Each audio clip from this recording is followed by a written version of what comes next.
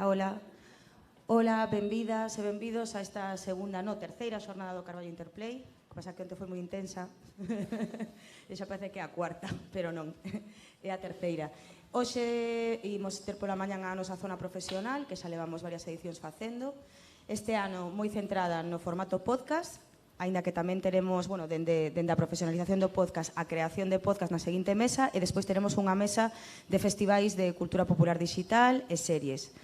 Teremos tamén a mesa con CREA, tamén de Pod Galego, e despois pola tarde continuaremos con Encontro Profesional, no que participarán os proxectos que terán esas reunións. Así que vais a retransmitir tamén isto todo por streaming, como sempre. Estamos moi contentos de ver que ven, creo que está desde o máster de producción, pode ser? Universidade, sí. Nada, agardamos que sexa moi proveitosa para todos e logo nada, a facer podcast. Vale, veña, grazas.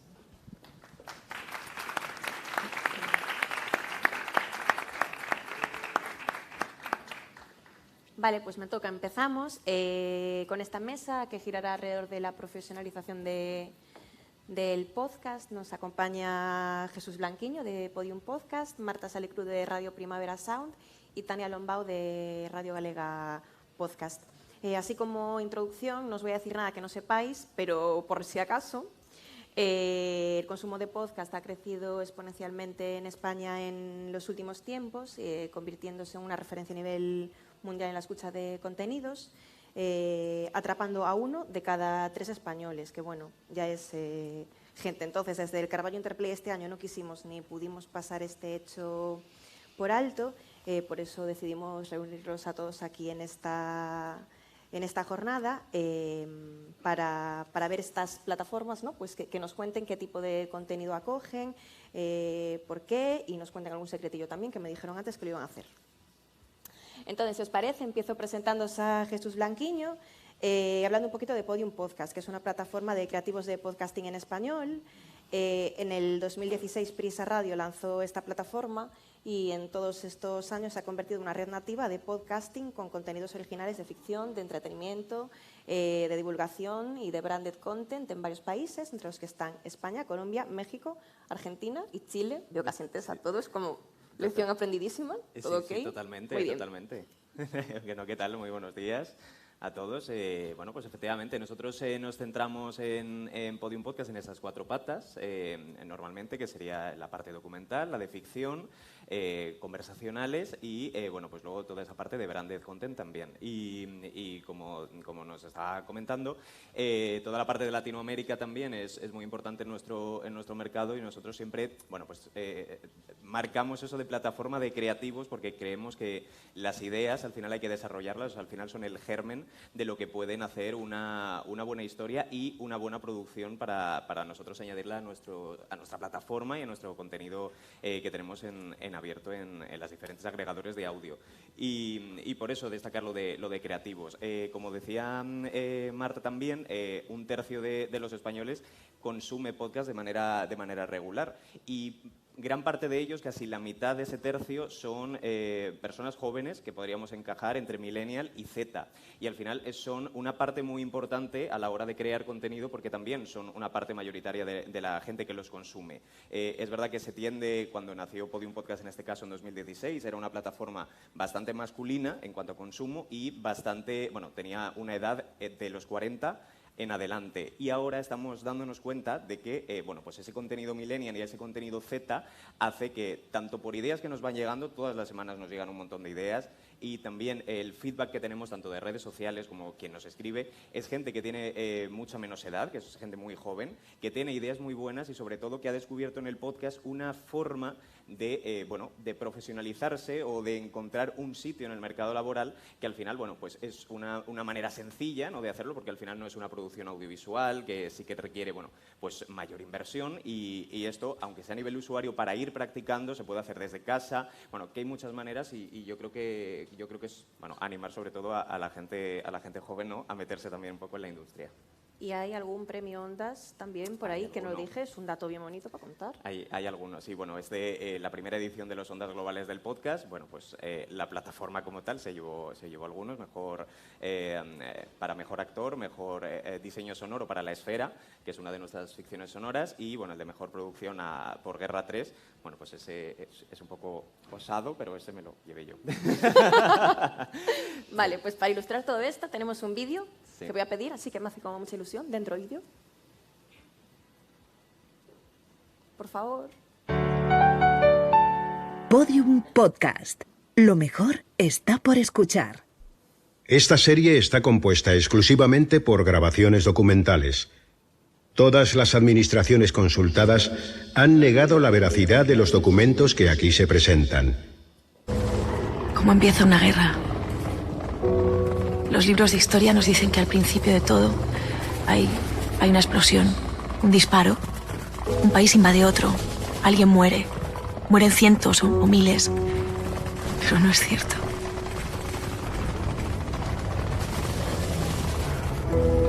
Las guerras empiezan mucho antes del primer disparo. Juan, espera. Mío la abierto. Silencio. Controla H345. Tenemos unos objetos no identificados próximos a la aeronave. ¿Podría describir los objetos?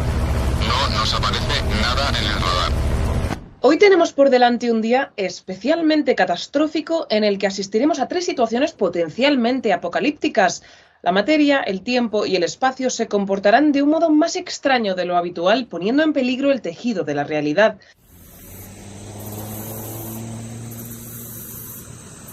Pues nada, otra vez a esperar el autobús, para que luego digas que no nos íbamos a morir de aburrimiento. Hola, esta historia que vais a escuchar no es nueva. Lo que pasa es que casi siempre se ha contado por el final.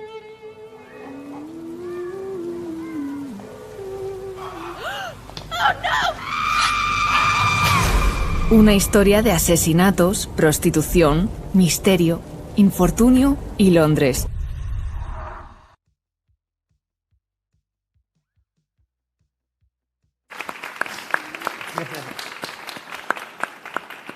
Presento ahora a Marta Salicru, que es la directora de Radio Primavera Sound, es la radio en línea de Primavera Sound y recoge todas las sensibilidades musicales que caben también en el festival. Pero además de eso, emitiendo audio y vídeo desde el 2010, RPS es productora de podcasts musicales, culturales, humorísticos, periodísticos y con el acento puesto en contenidos feministas y LGTBIQ+, que busca abrir sus micrófonos a nuevas voces informadas y a contenidos diversos y disidentes con rigor y sentido del humor. Me encanta porque esto me lo mandan ellos, entonces me asienten como genial, correcto. Bueno, en realidad no, porque has dicho 2010 y arrancamos en 2019. Oh, bueno, pues vale, perdón. Pero el resto todo bien. Ahí está. Cuéntanos un poquito qué es y qué hacéis en RPS, Marta. Hola, buenos días. Pues bueno, Radio Primavera Sound arranca como la radio oficial del Festival Primavera Sound, que es un festival de música que se celebra en Barcelona hace 20 años. Y bueno, cuando arranca el proyecto, digamos que lo que se busca es que sea una radio online, digamos, siguiendo el modelo, por ejemplo, de pues, radios internacionales como NTS, es decir, algo muy enfocado a la música, ¿no? Lo que pasa es que, bueno, después de una primera temporada en la cual, pues, más o menos estamos en ese modelo, y una primera temporada que arranca en enero de 2019 y en la cual, pues, la verdad es que los resultados, pues, no eran increíbles a nivel de audiencia, en julio de ese año decidimos, hasta entonces solo estábamos en una plataforma de podcasting, en Mixcloud en concreto, que es una plataforma más orientada a contenido musical, y probamos a ver qué tal nos va desembarcando también pues, en otras plataformas de podcasting como Spotify, como eBooks o como Apple Podcast. Y nos damos cuenta que sí que había una audiencia para nosotros, lo único que no la estábamos buscando en el sitio adecuado. Y entonces esto también hace que cuando desembarcamos en podcasting nuestra audiencia empieza a crecer. También vamos viendo claramente qué tipo de contenidos son los que nos funcionan más y vamos apostando por estos contenidos muy basados en la conversación, con muchas voces de mujeres, porque son algunos de los contenidos que más nos están funcionando. Por ejemplo, tenemos aquí en la audiencia a Andrea Gómez, copresentadora de Ciberlocutorio, que es uno de los podcasts que están prácticamente desde el principio del proyecto de Radio Primavera Sound, y nos vamos dando cuenta que es este el tipo de contenido que genera mayor respuesta por parte del público. Entonces, digamos que, por suerte, desde Primavera Sound no tenían muy claro qué tipo de radio querían hacer, lo que nos da al equipo de RPS muchísima libertad para ir encontrando por parte del equipo y de manera pues conjunta qué es el tipo de proyecto que queremos, y pues vamos convirtiendo en un proyecto que es de radio, pero que es muy audiovisual también. Es un proyecto que también está muy basado desde el origen en la idea de pensar que este espectáculo radiofónico tiene esta dimensión de espectáculo, es decir, que apostamos desde el principio por un formato de radio en vivo, enfrente al público, algo que durante la pandemia tuvimos que dejar, pero que esta temporada hemos vuelto a lo grande con ello.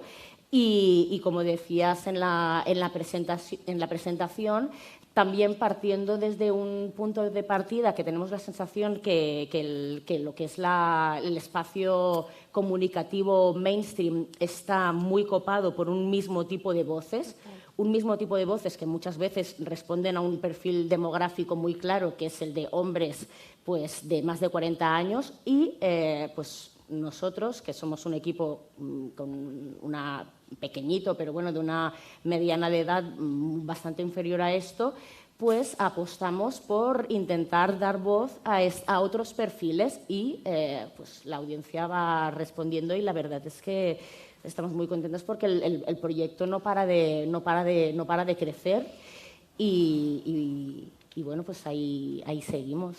Y voy a meter yo nuestra cuña publicitaria. Ciberlocutorio que tuvimos hace un par de años en el Interplay, lo tuvimos que hacer online porque nos pilló en plena pandemia, y Tardeo, que tendremos esta tarde también con Andrea Gómez, Nerea Pérez de las Heras y las hijas de Felipe, a las 7:30, 8, y también por streaming. Ahí lo dejo. Os dejo también con el vídeo de Radio Primavera Sound.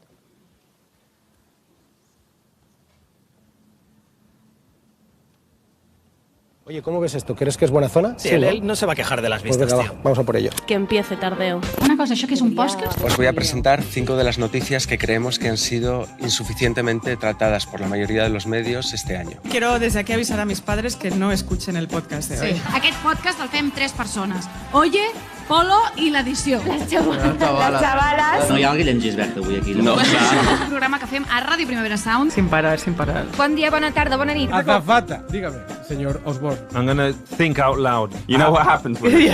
I know. Buscava l'aprovació de la professió, del públic, del meu pare. Aquí hemos venido a jugar. Si no me dedicara a la escritura, me armaría a eso. Vinga, va, avui cuinem una truita. La truita ha caigut al terra. Todas sabemos exactamente que algo está pasando. Es muy bonito. Claro. Este tío está muerto. A mí me generó un periodo de mucho miedo. Pues yo creo que es que nosotros disfrutamos viendo sangre. Sangre cinematográfica. Para un robot esto es muy difícil de comprender, pero yo al menos os respeto.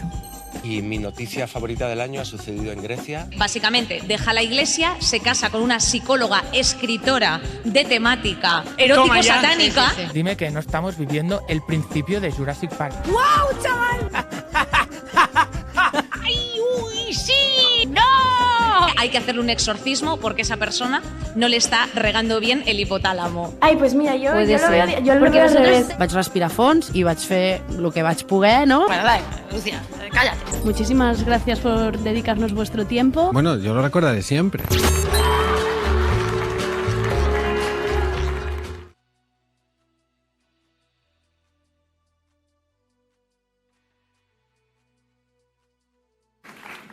Y Y os presento ahora a Tania Lombao, que es la jefa de Servicio de Gestión Operativa de Programas de la Radio Galega. Es un cargo larguísimo, Tania. Que viene en representación de Radio Galega Podcast. Con esto, la Radio Pública de Galicia busca adaptarse a nuevos modelos de consumo de la audiencia, ofreciendo audios específicos y herramientas sociales para que los usuarios puedan compartirlos desde sus perfiles.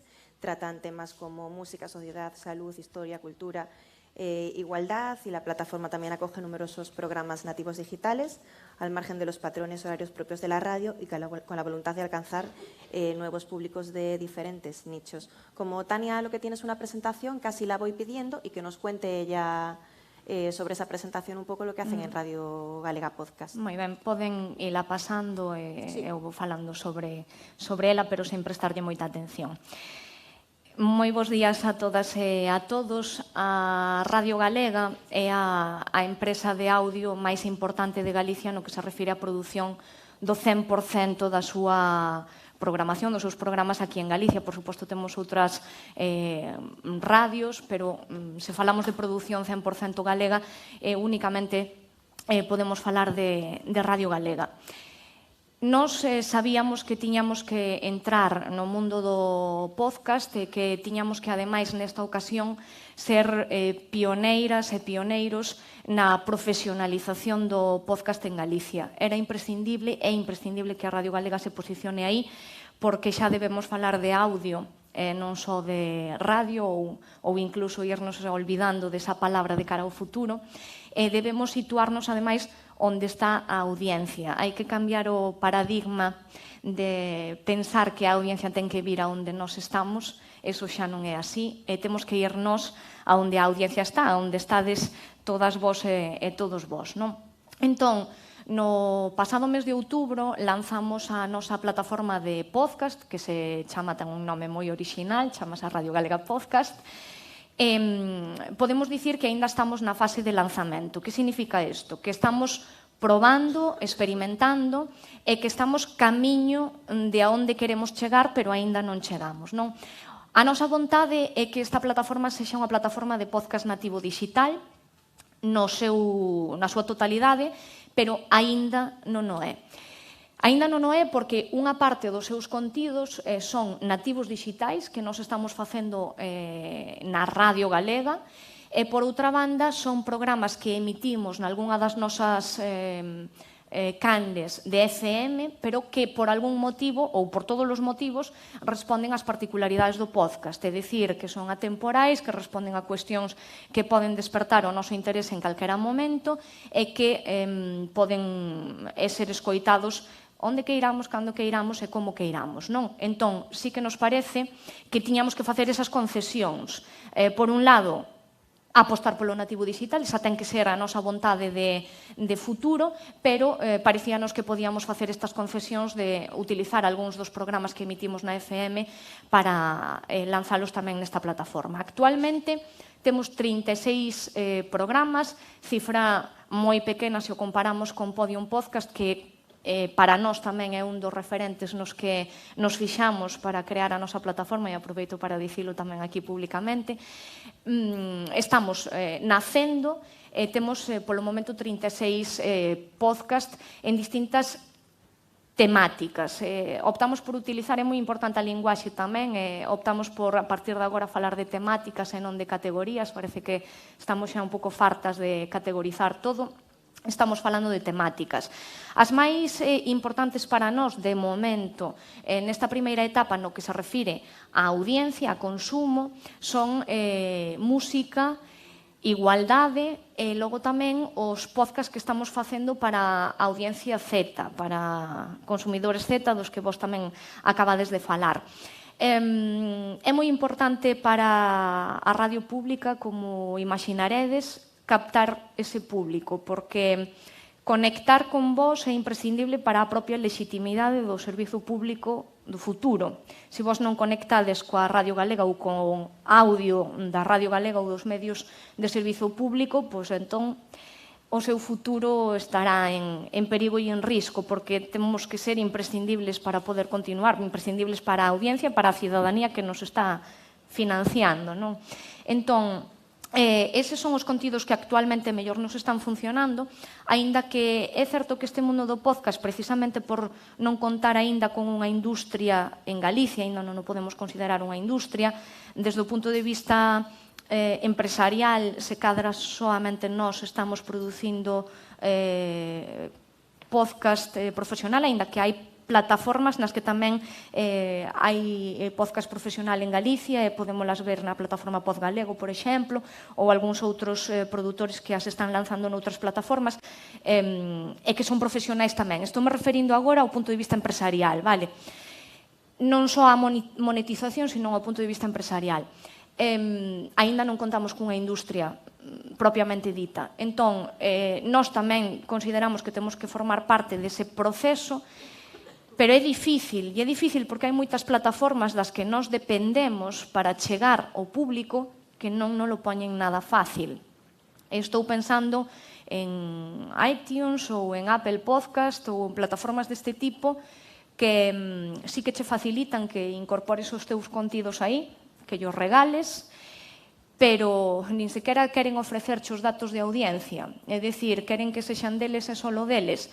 E iso, a hora de nós ter toda a información, toda a data, para logo tomar decisións, dificultanos moito o traballo. Entón, eu sospeito que nos vamos a topar con problemas deste tipo no futuro e que estas grandes plataformas sí que nos ofrecen a posibilidade de incorporarnos aí rapidamente, en Spotify, en todas estas que acabo de mencionar, pero logo o retorno é outro tema distinto, non? Porque son eles os que queren xestionar o retorno e supoño que aí hai moito que ver no futuro porque obviamente o contido estámoslo producindo nós, non eles. Entón veremos que é o que pasa aí. A min pareceme que é un conxunto dos creadores e produtores de podcast. Por canto aos contidos, esas son as áreas que mellor nos están funcionando de momento. Estamos tamén traballando a área de sociedade, a área de historia. Historia tamén está despegando moito, estamos nos centrando en historia galega, en distintos ámbitos de historia galega. Coa vontade de seguir avanzando e seguir medrando, pois xa podemos tamén avanzar que próximamente, nesta primavera, contaremos xa coas primeiras producións de ficción e con algún programa novo de humor. Niso estamos traballando para estas próximas semanas e meses. Vale, entonces ahora si os parece nos metemos un poquito en materia. Afirmo, pero también lanzo y pregunto, ¿es el momento del podcast? ¿Creéis que sí? ¿O qué creéis que ha pasado para que haya esta explosión? ¿Hay más podcasts que españoles ahora mismo en España? Yo, creo, sobre esto último que dices, es verdad que hay una frase, ¿no?, recurrente también mucho en redes sociales que precisamente dice hay más podcasts que españoles, pero la realidad demuestra que no. De hecho, sí existe una universidad que ha hecho un estudio sobre esto. No. Y mientras que hay una cantidad infinita de vídeos de YouTube, de series, de libros, o sea, cualquier tipo de cultura, hay una cantidad ingente. Los podcasts, es verdad que es su momento, pero ni mucho menos hay más podcasts que españoles, pero ni de lejos. Y ya si lo comparamos con un vídeo de YouTube, o incluso, ya puestos, podemos poner por tweets o por redes sociales incluso, no lo hay. Yo creo que la pandemia, aunque nos vino muy mal, evidentemente, por las razones obvias, sí que fue para el audio un buen momento en el sentido de la gente tuvo que quedarse en casa, la gente tenía que teletrabajar, estaba pasando muchas horas con el ordenador para trabajar. Luego después el único ocio que podíamos hacer sin salir de casa también venía de una pantalla. Y esto lo digo ya no a título personal, pero sí de mi círculo cercano y también lo extiendo porque no sé si conoceréis algo así. O sea, mi mejor amiga de toda la vida tiene mi edad también. Y ella, es verdad que consume muchas series, consume tal, pero la radio ni el podcast, o sea, el audio en general no era algo que a ella, pues le fuese atractivo. Bueno, pues a raíz de estar en casa tanto tiempo con pantallas, descubrió las ficciones sonoras, porque le dije, escúchatelo, hazme caso, tal. Empezó a escuchar una ficción sonora y, claro, pese a saber que yo, saben lo que trabajo y sabe lo que hago, pero ahí descubrí y dice, es que es como una serie, pero sin imágenes. Claro, precisamente ese cansancio, ¿no?, de las pantallas, que tengamos un audio en el que nos pueda entretener, ya sea a forma conversacional, sea algo de humor, de historia, o sea, cualquier tema de los que vayas a hablar, feminismo, igualdad, todo. Al final, esa parte de que solo te entre por el oído y de esa forma tan directa, porque al final es lo más íntimo que tenemos ahora mismo en cuanto a la audiencia, es el podcast, porque la radio al final la escuchamos normalmente a través de unos altavoces o puede ser en el coche. Una radio al final es algo más abierto, pero el podcast, además de que lo eliges, lo estás escuchando normalmente al oído, directamente con cascos. Entonces, es la forma más atractiva, ¿no?, de captar al oyente, de captar la atención y de hacer que se pueda evadir y meterse dentro de la historia. Esto es lo que me ha llegado a mí y yo supongo que a vosotras también, claro. Claro, en España y digamos, en diversos puntos de Europa, el universo anglosajón nos lleva una década de ventaja. Es decir, tenemos la sensación de que lo del podcast es como nuevo, pero esto es solo aquí, en el universo anglosajón. Ya hace muchísimo tiempo que es un medio medio o formato, que aún estamos ahí, que nunca no acabamos de saber lo que es, ¿no? Pero que sí que es una manera de informarse y de entretenerse que es de referencia, ¿no? Sobre lo que decías de la pandemia, Radio Primavera Sound subimos un 900% en nuestra audiencia en 2020 y de hecho pues marcó el punto de inflexión para nosotros de empezar a crecer, un crecimiento que aún no se ha parado. Teníamos los datos de marzo y sumamos más de 1 millón de escuchas solo en el mes de marzo, y además eso es una tendencia que continúa siendo ascendente. Y lo que decías también de este elemento de ¿por qué no recurrimos a esta manera de informarnos y entretenernos en el audio? Lo que decías de descansar de las pantallas, clarísimamente. Estamos también en esta situación en la cual, momento, zeitgeist, como queráis llamarlo, pero en la cual nos vemos obligadas a hacer muchísimas cosas al mismo tiempo. El famoso multitasking, pues al final también esta posibilidad de descansar los ojos de la pantalla mientras pues, puedes realizar actividades cotidianas como pues eso, cocinar, limpiar, desplazarte. Al inicio de la pandemia, de hecho, hubo una caída en el consumo de los podcasts, también en el universo anglosajón, justo porque muchas veces el consumo de podcasts estaba asociado al commuting, al desplazamiento de casa al centro de estudios o al centro de trabajo. Después de esta primera caída, porque estábamos todo el mundo encerrados y no nos desplazábamos a ningún lugar, hubo este repunte del consumo, descubrir que el podcast no era solo esto que utilizabas para escuchar mientras ibas a trabajar, sino que también era algo que podías alternar con muchísimas disciplinas. Y luego también, supongo que también fue clave en este momento en el que estábamos privadas de la sociabilización o que solo sociabilizábamos a través de pantallas con nuestro grupo reducido, necesitábamos conocer, entre comillas, a gente nueva y no podíamos, pues el hecho de encontrarte que había un montón de podcasts en los cuales al final lo que tenías era como un acceso a una conversación entre amigas, al final, muchos de los podcasts de Radio Primavera Sound que funcionan más, funcionan bajo este paraguas, ¿no? Ya hemos mencionado Ciberlocutorio, pero por supuesto de forma semanal Ideal Total, que también tiene su premio Ondas, que no lo hemos mencionado, pero también... Bueno, de hecho, tenemos tienen Isabel Calderón y Lucía Ligmaer, tienen el Ondas al mejor podcast o contenido digital. Calderón, que también estuvo en Interplay, otra puñita que nos metemos ahí. Y bueno, y también funciona bajo este paraguas Oye Polo, que también veíais aquí, y que también tenéis a Ana Polo, que la tenéis también doblemente en esta edición de Carballo Interplay.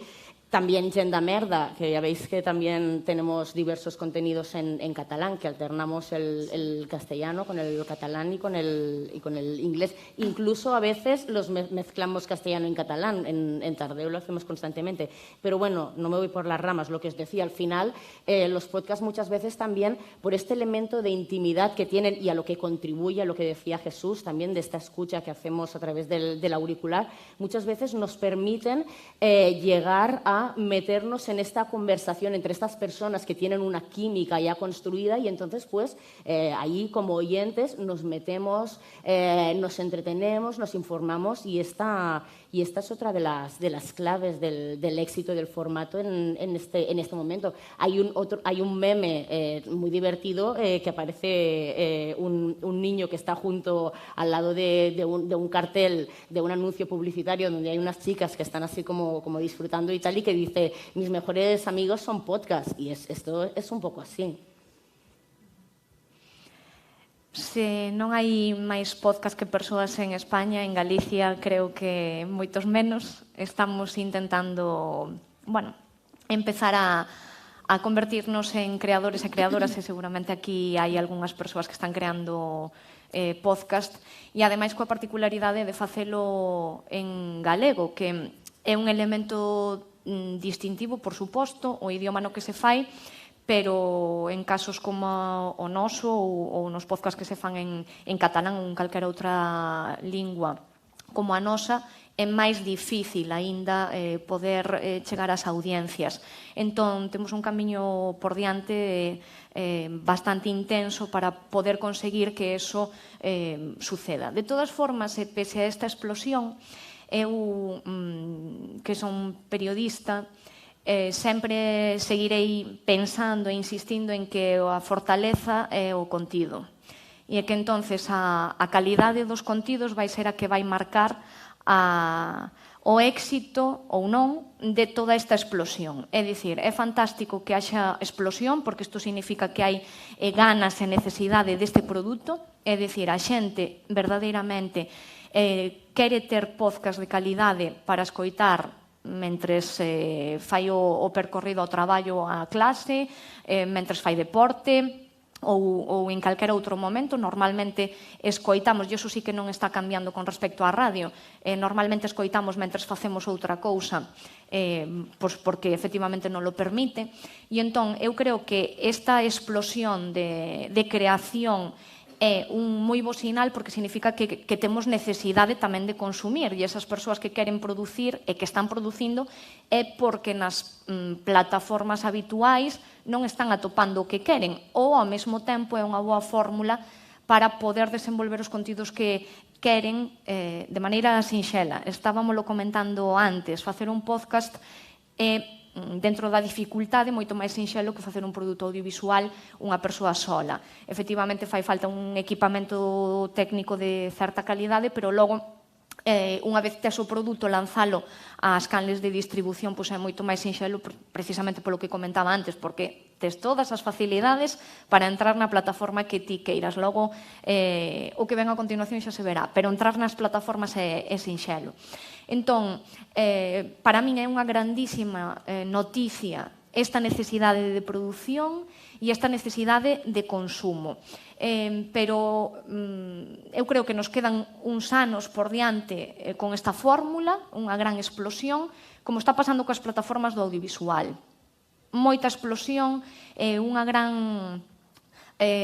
tormenta de contidos que nos leva a estar un pouco perdidas tamén. A veces non saber onde ir, comezas a escoitar podcast que non acaban de gustarche, que non son exactamente o que buscabas. Hai unha gran variedade e non acabas por decidirte. O mesmo que nos pasa a veces coas series. Temos tantos impactos que acabamos un pouco perdidos e perdidas. Xa hai moitos estudos que están avanzando que no ámbito das plataformas do audiovisual, da mesma maneira que se produciu esta explosión, que tamén se vai producir un corte, próximamente, nos próximos anos, é posible que tamén pase no mundo do podcast, pero eu creo que nos próximos anos seguirán sendo de crecemento, que vai esta explosión, aínda lle queda moitas fases de crecemento, e eu creo que é unha grandísima noticia. E logo, para empresas como a Radio Galega é unha grandísima noticia, porque vai permitir que creadores e creadoras, vai permitir poñer en marcha novos modelos de traballo. Ata o de agora estáse apostando por unha produción propia no 100% dos contidos, pero isto vai poder permitir intercambios, que persoas que están facendo contidos de moita calidade e moi especializados, dirixidos a un nicho de audiencia moi concreto, e que ao mellor dentro da casa non se poden facer, pois porque non hai periodistas que teñan eses coñecementos exactamente, se dea lugar a eses intercambios ou que eses programas poidan chegar a esta plataforma de servizo público. Entón, eu creo que vai ser que está sendo xa, e que vai ser un momento apaixonante de evolución e de novas creacións que poden ser moi interesantes de cara ao futuro. Me gustaría que nos hablaseis ahora un poquito de vuestra manera de trabajar, si tenéis producción propia, si hacéis un research de cosas que os gustan y contactáis con talents y les ofrecéis vosotros la propuesta, o si llaman a vuestra puerta para ofrecerosla, ¿cómo funciona eso? O sea, es un mix de todo. Nosotros en Podium Podcast en concreto, sí. Nosotros tenemos una producción original, la que gran parte de nuestro contenido es de producción propia, con ideas originales o con gente con la que solemos trabajar. Luego también tenemos una parte en la que, igual, nosotros siempre escuchamos de todo, lo intentamos en las horas que nos da el día. Hay contenido que sí que nos parece que es muy interesante para traer a nuestra plataforma, y entonces llamamos a su puerta y bueno, pues hacemos... El último ejemplo fue con Lide García, y hace un podcast, empezó en confinamiento, de hecho, se llama Hay Campaneras, y ella habla de cuplé y habla de, bueno, pues de grandes artistas, de mujeres que, bueno, pues iban despuntando en una industria que era muy mayoritariamente dominada por hombres y lo tuvieron muy difícil, y ella cuenta sus historias. En el momento en el que nosotros la queremos traer a Podium, le damos una vuelta de tuerca, porque al final, cuando lo haces de manera independiente, también, esto es un rollazo en el que no voy a entrar mucho, pero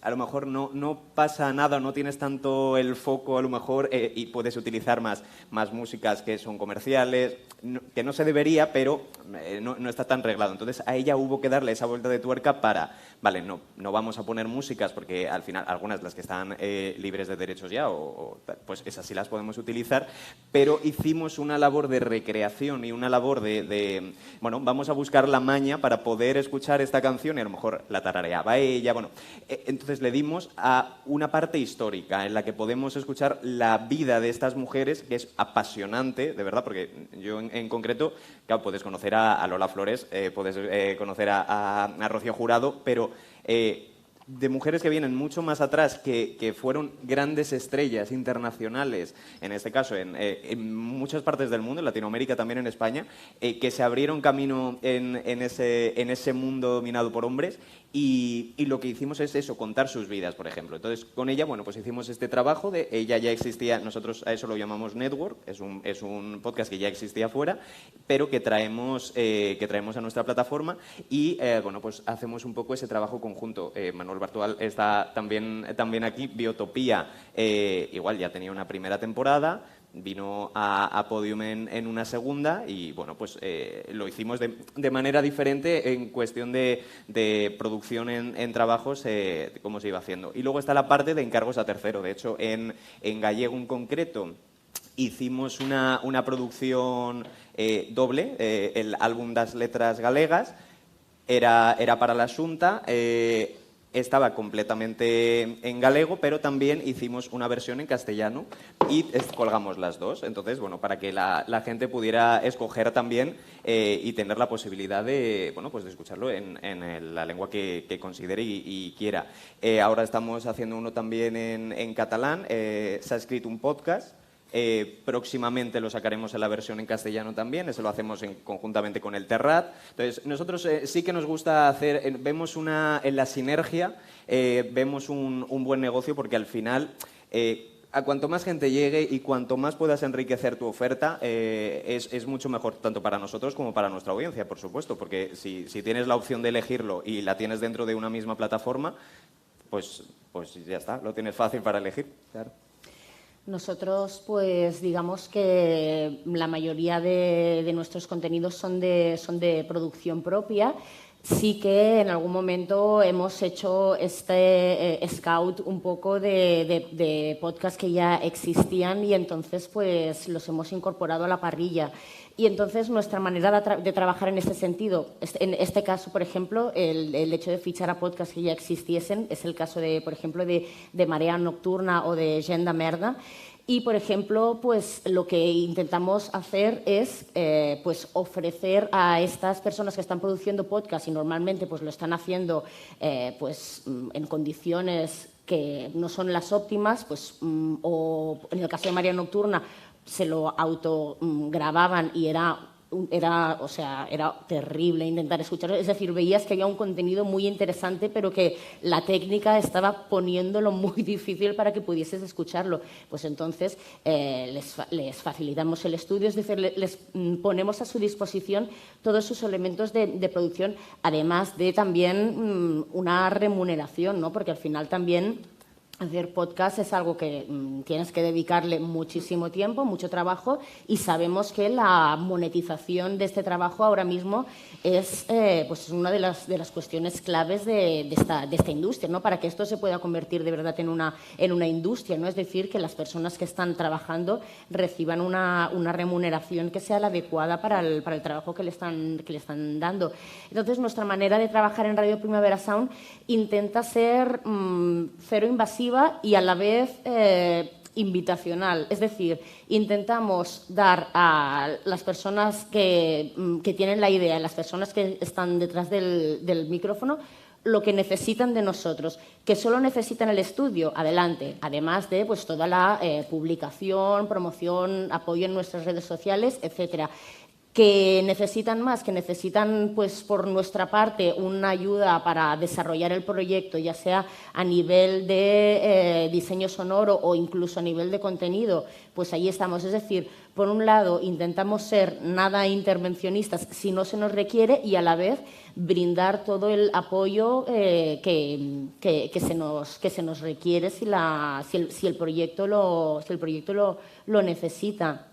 Y bueno, quería añadir también sobre lo que mencionaba Tania antes, bueno, que es cierto que hay muchísimo volumen de podcast, a pesar de que no haya uno por cada ciudadana de España.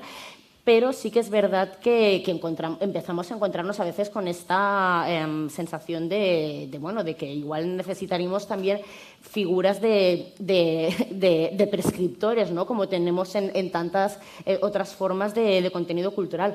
Por ejemplo, en The Guardian hay una sección, creo que es semanal, de recomendación de podcast. En Prisa desde hace muchísimo tiempo que se está haciendo este trabajo. Lo que pasa es que a veces el blog también trata muchos temas de industria y no tanto de recomendaciones. Es decir, creo que los medios tradicionales tienen que, igual que ya hace mucho tiempo que hay contenidos específicos a hablar de series, etcétera, es decir, creo que los medios tradicionales también tendrían que empezar a tomar un poco más en serio este contenido que es el podcast y pues que se realice esta función de prescriptores más allá de lo que, como decíamos, todos estos artículos que están apareciendo alrededor del boom del podcast. Vale, eso ya lo hemos entendido. Pasemos página. O las mujeres en los podcasts. Un contenido que, pues como tenemos muchas comunicadoras en Radio Primavera Sound, pues aparecemos muchísimas veces en este tipo de reportajes. Fantásticos, son bienvenidos, pero pasemos página. Necesitamos ya otro tipo de contenidos y creo que esta figura de prescriptores sería clave. Estou totalmente de acordo e creo que efectivamente os medios tócanos un pouco ese papel, atopar as persoas que poden ser prescritoras deste tipo de contidos. Claro, para eso tamén hai que, como en todo, seleccionar correctamente a persoa, porque senón podes estar facendo un mal traballo. Pero eu tamén creo que é imprescindible que o empecemos a facer porque xa é un contido de consumo moi habitual en unha parte moi importante da poboación e eu como consumidora e aínda traballando dentro deste mundo teño esa sensación moitas veces, que me atopo perdida dentro de tanto mogollón de cousas e non acabo de dar co que verdadeiramente estou buscando. Entón, se nós que estamos todos os días escoitando moitísimos produtos nos perdemos, que será da xente que simplemente o fai como consumidor media hora ao día, pois unha montaña rusa que a veces pode xerar incluso frustración. Entón, pareceme imprescindible que se vaya cara a ese lugar. Logo, desde o punto de vista da produción, nós estamos neste momento cunha produción case na súa totalidade propia, e con propia refírome a persoal, do cadro de persoal da Radio Galega ou da Corporación Radio Televisión de Galicia, porque tamén hai algunha fórmula con persoas que traballan na televisión. Pero tamén estamos experimentando con algunha, co que vos chamades networking, pois estamos tamén facendo algún experimento dese tipo, con persoas que xa probáramos para contidos radiofónicos e que xa tiñamos constatado que alcanzaban niveis de calidade técnica e sonora elevados e que pasaban, digamos, os filtros dos nosos técnicos de audio que non son fáciles e entón persoas que tiñan coas que xa tiñamos coñecemento de como funcionábamos, non? Como dicía antes, estamos nesa fase de lanzamento, aínda non levamos nin medio ano e entón aínda estamos empezando a camiñar. E como estamos empezando a camiñar, pois temos moita experiencia facendo radio, pero moi pouca facendo podcast. E tamén debemos facelo desde a humildade e a responsabilidade de ir dando pasos correctos e equivocarnos o menos posible, aínda que nos equivoquemos, non? Entón, sí que queremos camiñar tamén cara a eses lugares, polo que comentaba antes, por poder alcanzar áreas temáticas que ao mellor internamente non somos quen de asumir e poder chegar aos públicos que tamén nos interesan, poder producir contidos atractivos para o público Z, eso é imprescindible porque coa radio non chegamos, eso é unha evidencia. E logo, en segundo lugar, aproveitar a oportunidade para ir a contidos moi especializados. Eso na radio, nunha radio xeralista, non é posible. A veces queixámonos de que as radios xeralistas non nos dan o que queremos e é que non poden darnos o que queremos porque son xeralistas por algo e porque teñen que atender as necesidades, neste caso de 2.700.000 galegos ou de 48 millóns de persoas. Entón, é moi difícil poder ir a eses produtos especializados. E inténtase, pero en franxas horarias moi mínimas, non? Entón, os podcasts que nos permiten ir aí, pescar aí neses lugares, e entón é aí a onde queremos ir, a eses lugares de especialización en os que se cadra non temos audiencias masivas, pero que non as temos que ter, aí non as temos que ter. Entón, buscar eses públicos nicho, esas comunidades, ofrecéndolles produto de moita calidade.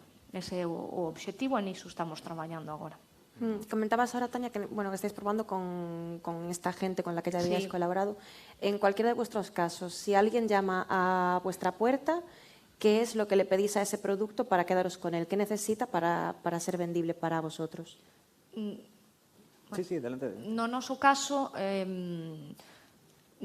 verdade é que estamos sendo moi abertos, moi abertas de mente, e non pedimos máis que ideas orixinais, tamén ideas que non sexamos nós quen de facelas dentro, se as podemos facer dentro, a nosa obriga é facelas dentro, con persoal propio. Entón, ideas novas que nós non sexamos quen de facelo, e logo unha alta calidade técnica. Por cuestións de carácter legal, nós non podemos ceder os nosos estudios a produtores, a creadoras externas, polo que digamos que o produto ten que chegar pechado, listo para a emisión á Radio Galega. E entón, desde os nosos departamentos técnicos, exíxesenos aos que xestionamos o contido que os parámetros de calidade cheguen ao nivel do produto radiofónico ou senón do produto radiofónico case, non? Entón, eso é o que pedimos, originalidade e alta calidade técnica. En vuestro caso, chicos? Claro, en nuestro caso, digamos que la calidad intentamos aportarlo, que sea el equipo de Radio Primavera Sound quienes contribuyamos a que esta idea se convierta en algo que tenga calidad. Claro, pues básicamente que sea algo, para empezar, que no replique un modelo que ya tenemos, que es algo que nos sucede mucho, por ejemplo. Es decir, que como pues digamos que tenemos diversos podcasts bastante de referencia que funcionan como al final pues es un podcast conversacional con mujeres al frente, pues por ejemplo continuamos recibiendo muchas propuestas de este tipo y es algo que por ejemplo ahora mismo creemos que ya tenemos cubierto y tampoco no tenemos nosotros tanto producción como para permitirnos hacernos la competencia a nosotras mismas, ¿no? Al final nosotros tenemos alrededor de una cuarentena de podcasts, es decir, que tampoco no tenemos tantísima producción y bueno, no podemos tener más porque las horas de estudio son las que son y es decir, vamos, con los recursos que tenemos tampoco no podemos aumentar mucho más la producción. Entonces, básicamente sea esto, sea una idea, sea una historia, ¿no? Al final, a pesar de que sea un podcast narrativo o que sea otro formato más periodístico, al final con lo que acabamos conectando son con las historias. Y al final, también lo hemos mencionado de otras veces, el podcast también tiene algo, y también es algo que tiene mucho con el espíritu de nuestro tiempo, que buscamos siempre la conexión emocional, ¿no? Estamos en un momento que cuando conectamos con un contenido es justo por esto, porque de alguna manera conecta con nosotros. También desde nuestro rol o estatus un poco independiente, pequeño, pues claro, si tenemos una propuesta que llega a muchísima gente, como es el caso de forma semanal Ideal Total, o el de Oye Polo, que también está llegando muchísima gente en Cataluña, pues fantástico, pero nosotros aún nos podemos permitir al lujo de apelar a pequeñas comunidades, ¿no? El elemento esto del nicho que comentaba Tania, ¿no? Y entonces, pues ahí, digamos que tampoco no buscamos que de entrada sea una idea que creamos que lo vaya a petar, para hablar así coloquialmente, ¿no? Pero sí que sea algo que nos conecte. Al final el podcast también es algo que es como muy de piel. Muchas veces, pues eso, cuando estás escuchando, te llega por boca a oreja, o porque lo ves en algún medio, o porque gana algún premio Ondas o tiene cualquier tipo de mención, pues te conectas y muy rápidamente ya ves si ese podcast va contigo o no. Y además, pues es esto. Si no, pues a otra cosa te vas a escuchar otra de los que sí conectan. Y luego también hay un elemento muy claro, es que las personas que hay detrás del podcast tienen que tener un carisma. Y muchas veces este carisma también se refleja o lo pone mucho más fácil para que de entrada puedas llegar a un mínimo de gente, que estas personas con la idea pues ya tengan una comunidad construida en redes sociales. Esto es algo que también facilita mucho y que si te llega un proyecto de alguien a quien ya tienes en tu mapa de intereses, porque pues es una persona que porque o ya está creando en otro formato o porque tiene una presencia en redes sociales, y entonces ya puedes ver un poco pues cuál es un poco la idiosincrasia de esta persona y cómo conecta con este proyecto que te están diciendo, y ver si hay si hay como un interés en este tipo pues en el contenido de esta persona, pues es algo que también facilita que puedas decir, pues oye, nos sentamos, vamos a ver si desarrollamos esto. Esto para que sea vendible para vosotros y para que sea rentable, ¿qué necesita? ¿Cuánta audiencia se necesita para que económicamente esto sea...? Bueno, es que realmente hay una diferenciación, al menos, claro, en Podium al menos tenemos esa capacidad o esa suerte de no tener que hacer cosas por rentabilidad, no todas, quiero decir. Entonces, hay como dos partes. Si una historia te atrapa, si una historia... Es que es justo lo que decía Marta. Al final, si una idea te llega a tocar, o sea, toda la vida hemos contado historias, o sea, nuestras abuelas ya escuchaban ficciones sonoras, las llamaban radionovelas. Siempre hemos estado contando historias desde que hace 1000 años se sentaban alrededor del fuego a contar cosas. Al final es algo con lo que vivimos. Si la historia te atrapa y creemos que es interesante, que tiene que estar en nuestra plataforma porque forma parte del ADN, en este caso, de Podium, aunque sepamos, o sea, un documental al final no es una historia rentable, porque un documental al final no le vas a sacar una rentabilidad, pero sí vas a sacar un prestigio o al menos vas a tener algo que tú has creído en ello. Y nosotros ponemos todas las facilidades en cuestión de producción, o un diseñador sonoro que es una figura fundamental, porque es quien te va, o sea, la última persona que va a tocar ese audio, va a tocar ese podcast, es un diseñador sonoro y es quien te va a meter de verdad dentro de la historia. Y si estamos escuchando una ficción, que nos meta en ese helicóptero, en esa cueva o en ese donde estén,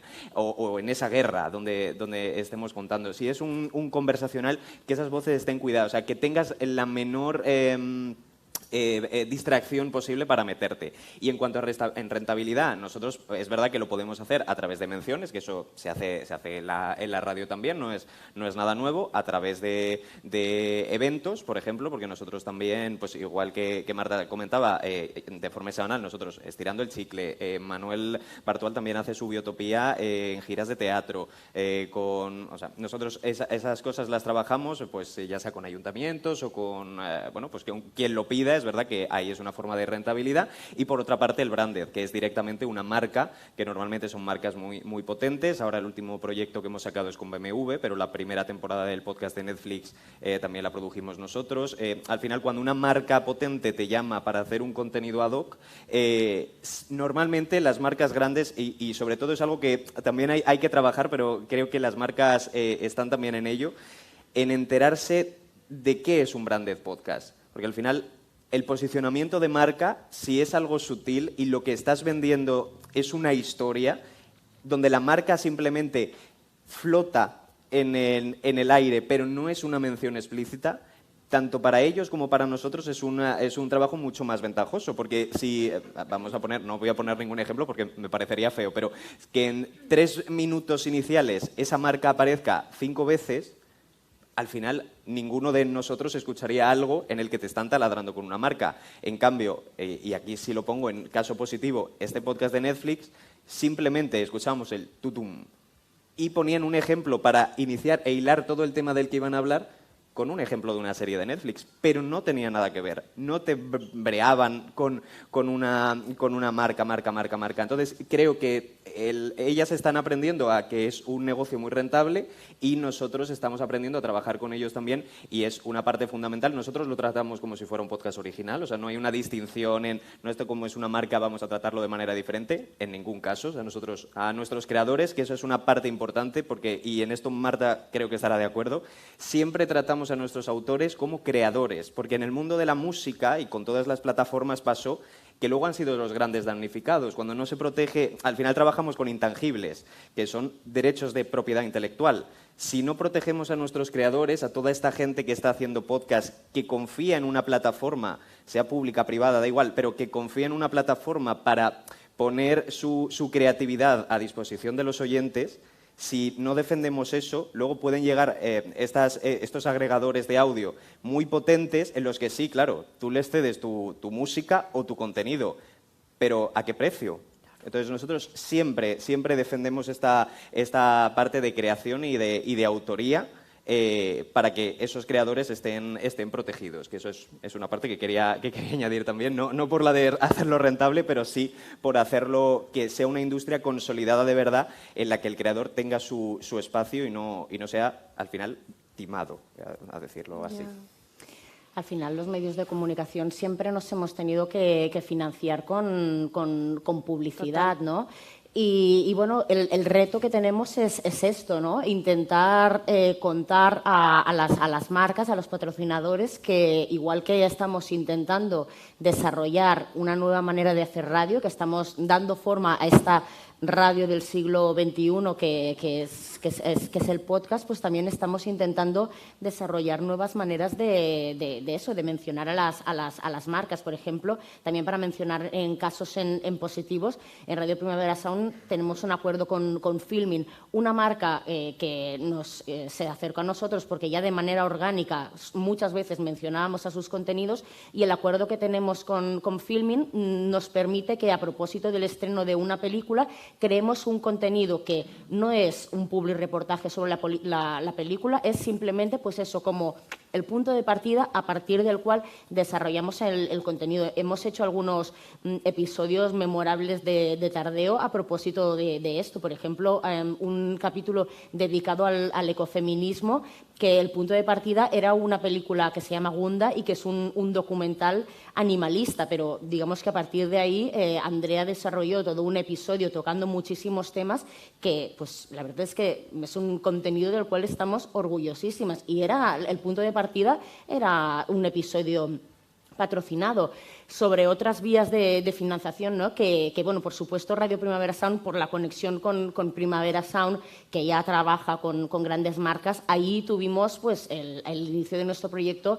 Tuvimos un cojín con el cual pues, nos funcionaba como punto de partida. Lo que pasa es que bueno, esta manera de trabajar con las marcas que hacía el festival, pues luego hemos visto que igual no nos ha encajado tanto al equipo de la radio, y hemos ido buscando otras maneras, y bueno, pues esto, buscando la manera que por un lado, la marca esté contenta y continúe pagando, que nos continúe permitiendo desarrollando el proyecto y remunerar a las creadoras, pero por el otro lado también que el contenido que hagamos estemos orgullosos y que conecte con la audiencia, ¿no? Porque es que al final es que si no, como decía Jesús, generas esta sensación de rechazo, esta sensación de, esto es publicidad, ¡pam!, nos bloqueamos, que es algo que sucede con los medios tradicionales y que pues ya no estamos en este punto. Hay que buscar otras maneras. Y luego, por supuesto, en nuestro caso también tenemos Has mencionado, Tania, al principio, ¿no? La tensión con las grandes plataformas. Al final, pues nosotros también tenemos un acuerdo con Spotify que pues, nos ayuda, es un gran motor para el proyecto. Tenemos en exclusiva 6 de nuestros podcasts en Spotify y pues al final es una colaboración que también es satisfactoria para las dos partes y que también inyecta gasolina al proyecto y que es importante para nosotros. Entramos en el último minuto, chicos. Lo siento, me encantaría seguir hablando. Casi os voy a pedir que digáis cada uno de vosotros muy brevemente pues, un reto de futuro, ¿no? Que ya habéis trazado varias líneas aquí en esta conversación, y que les deis un consejo a los creadores y creadoras, no del futuro ya, sino del presente. ¿Qué está pasando? Yo como consejo siempre haceos preguntas e intentar responderlas, porque al final cuando tienes una buena idea, las buenas ideas pasan y da igual que vayas andando por la calle, sea por algo que estás viendo en televisión, escuchando en la radio o viendo en alguna plataforma, da igual, las ideas surgen y esas preguntas siempre tenéis que tener claro que algo que a vosotros os interese le va a interesar a más gente. Y aunque es verdad que hemos entrado antes en esta parte de quizá hay demasiado contenido, da igual, aprovechemos que todavía el podcast no es algo mainstream en el sentido de ni medio de comunicación, todavía lo estamos definiendo. Aprovechad eso y haced que ese nicho, explotad esos nichos, porque todo lo que os interese a vosotros le va a interesar a más gente. Y creo que es uno de los retos es, lo estaba diciendo antes la compañera, es dar con vosotros, ¿no? Acercar nuestros contenidos para que los millennials, los Z, sobre todo, que son el futuro de nuestra audiencia, disfrute y tenga el podcast como un referente a la hora de consumir contenido. Un poco lo mismo, la verdad.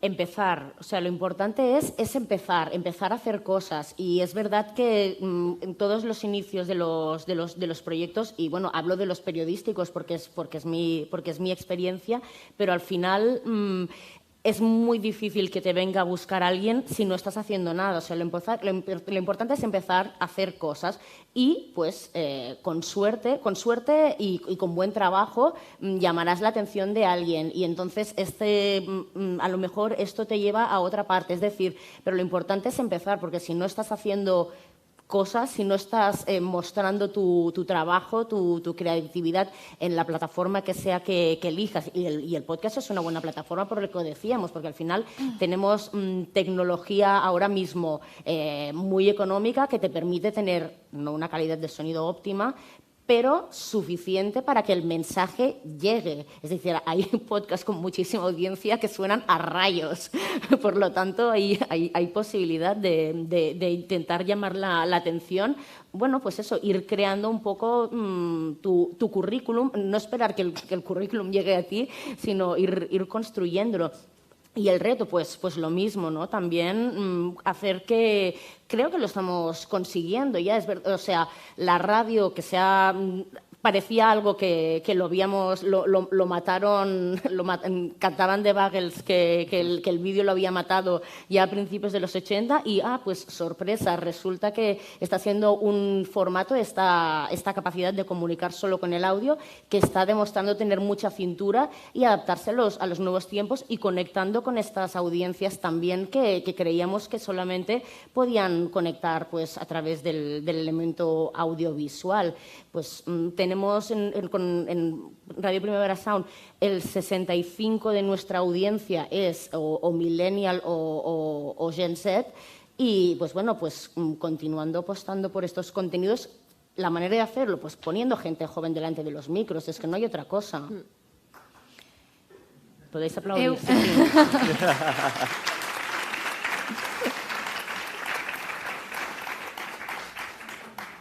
Reafirmo no dito por Jesús e Marta, neste contexto de infinitos impactos no que vivimos ou sobrevivimos cada día, o importante é o contido, e seguirá o sendo sempre. Entón, eu animo a creadoras e creadores a traballar en contidos de calidade e seguramente dai poidan salir proxectos exitosos. Porque nós poidamos, calquera plataforma poida coñecervos, poidades resultar atractivas ou atractivos, ou porque vos teñades a seguridade de poder chamar con orgullo a algunha porta e ofrecervos, porque iso tamén é importante. Ás veces hai que chamar ás portas tomar esa iniciativa, porque nós a veces non nos enteramos ou non chega a nós ou non lle damos a volta adecuada e tamén creo que é importante e interesante que se chame ás portas. E no caso que eu veño representar hoxe aquí do servizo público, pois moito máis porque é de todos, non? Entón, animo a buscar a clave do contido. Muy bien. Pues muchas gracias, chicos. Gracias, Jesús. Gracias, Marta. Y gracias, Tania, por acompañarnos en esta jornada y darnos estos tips y estas claves. A vosotros por escuchar. Y nos vayáis, que ahora seguimos con una segunda mesa alrededor de podcast de... Non temos tempo. Penso que no. Temos. Mira. Nada. No nos dejan. Pues nada, pero chicos, tenemos el speed dating de luego después, ¿no? ¿verdad? Por la tarde. Sí. Y en la cafetería todo el tiempo. Pues ya está. Lo que queráis, pues nos decís. Gracias.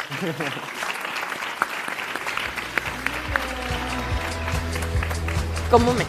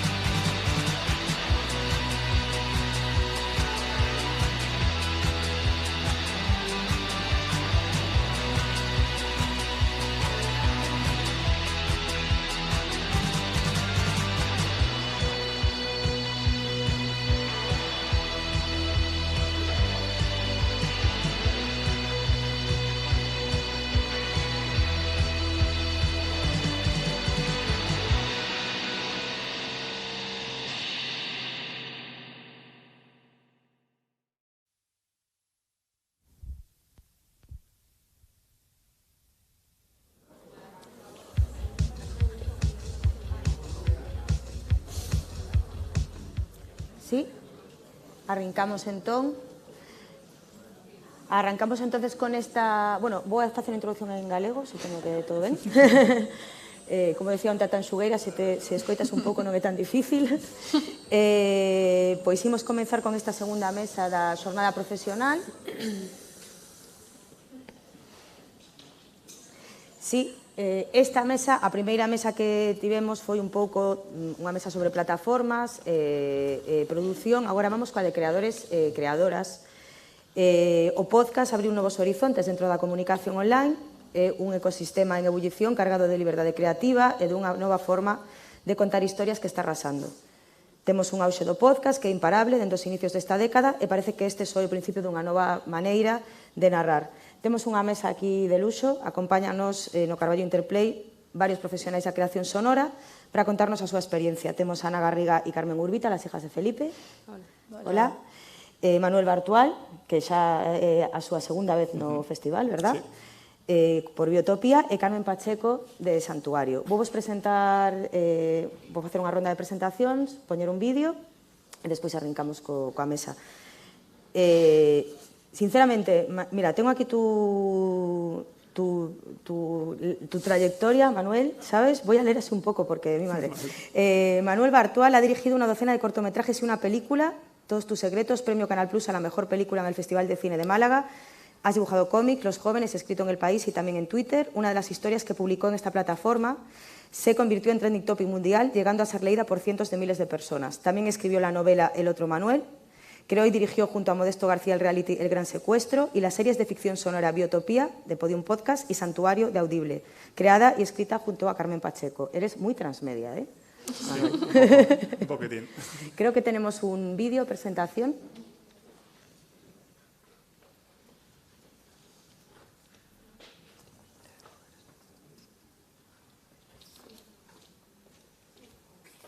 ¿Sabéis lo que es Biotopía? ¿Qué es Biotopía? Biotopía es una comunidad científica donde trabaja gente que analiza e investiga tecnología muy avanzada y donde el espacio y el tiempo tienen comportamientos muy curiosos.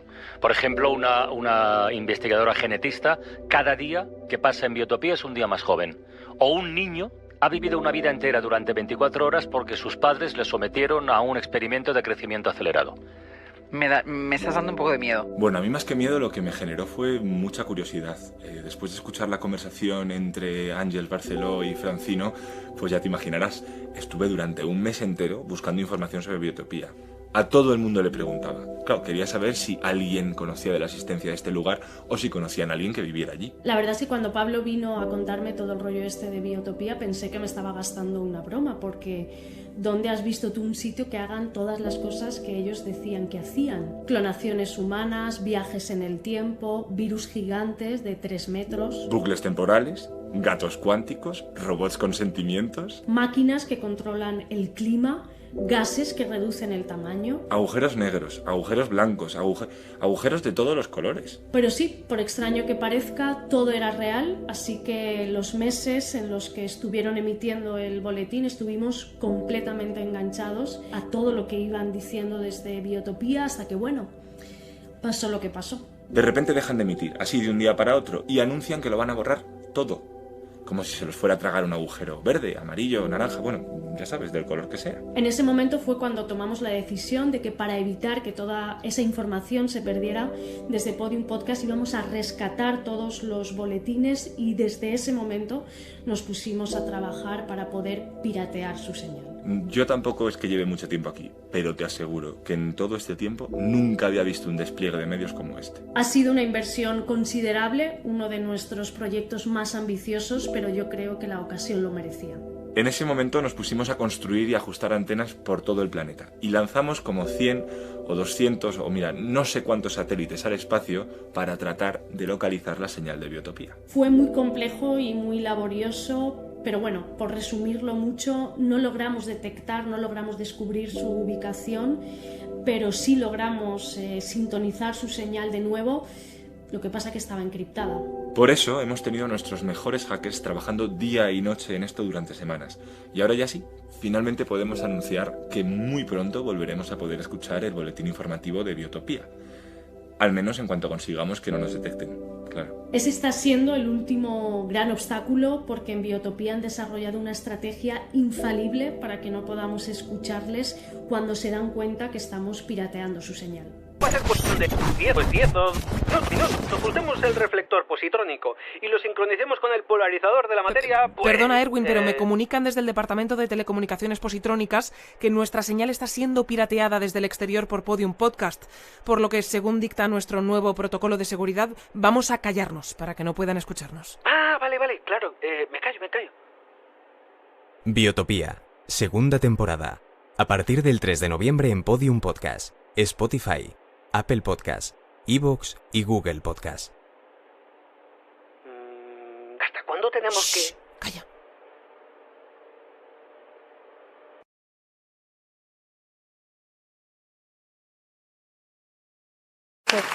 Menos mal que Podium Podcast recuperó. Biotopía, pero bueno, luego hablaremos de esto, sí. Pero la verdad es que no había visto la promoción y ya me parece alucinante que la propia promoción ya es una metahistoria. O sea, luego hablaremos de tu forma de trabajar, porque bueno, es fantástico, es que la propia promoción es una historia dentro de otra historia, maravilloso. Ana Garriga y Carmen Urbita, las hijas de Felipe, se conocieron en Providence en 2016, cuando empezaron un doctorado en la Universidad de Brown. Juntas son las hijas de Felipe, nombre con el que en el 2020 empezaron a grabar un podcast sobre rincones olvidados del barroco, siempre guiadas por la premisa de que todo lo que te esté pasando a ti ahora ya le pasó a alguien en los siglos XVI y XVII. Afirmativo. Creo que tenemos también un... Sí. A ver, algo que quiero, como un disclaimer que queremos hacer, esta mesa es estupenda porque es el contraste más absoluto entre la producción autogestionada absoluta, entonces para vídeo no nos daba, tenemos un PowerPoint. No pasa nada, aquí nos encanta también poner PowerPoint. Vale. Sí, tenemos unas diapositivas. ¿Estas diapositivas las queréis ir usando a medida que vayáis contando o las pondremos ya? Podemos usarlas después cuando hablemos más en profundidad de nuestro podcast. Sí. Perfecto. Y por último tenemos con nosotros a Carmen Pacheco, Santuario. Trabaja como redactora y consultora creativa para marcas y es autora de cómics y novelas. Publicó 4 títulos de literatura infantil en Todo lo Posible Planeta, 2016, para público adulto. Junto a su hermana Laura Pacheco es autora de 3 obras de cómic publicadas por el sello Caramba de la editorial Astiberri. Como articulista mantuvo secciones fijas en las revistas Redes para la Ciencia, S Moda y Ver del País, Vogue y Vanity Fair. Actualmente escribe piezas de opinión en Flecha, una newsletter personal con más de 8.000 suscriptores. Es creadora y guionista junto a Manuel Bartual de la serie de ficción sonora Santuario. Bienvenida, Carmen. También muy transmedia tu biografía. Muy variado. Sí. Creo que tenemos vídeo de Santuario. Sí, de Santuario. Bueno, son los primeros minutos de la serie.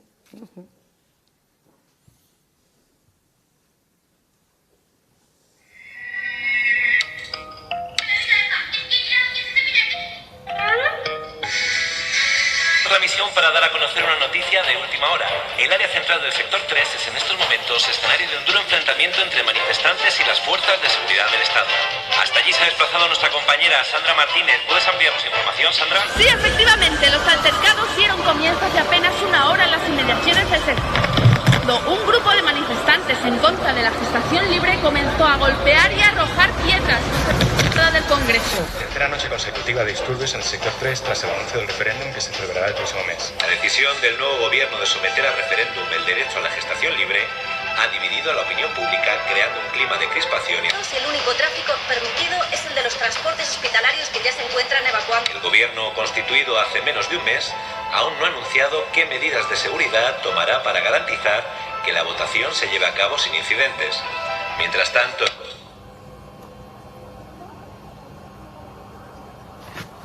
¿Qué vas a votar?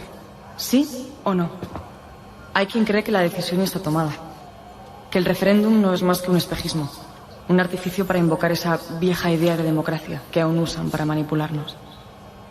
Sea como sea, lo que pase tras ese día puede cambiar por completo el mundo en el que vivimos.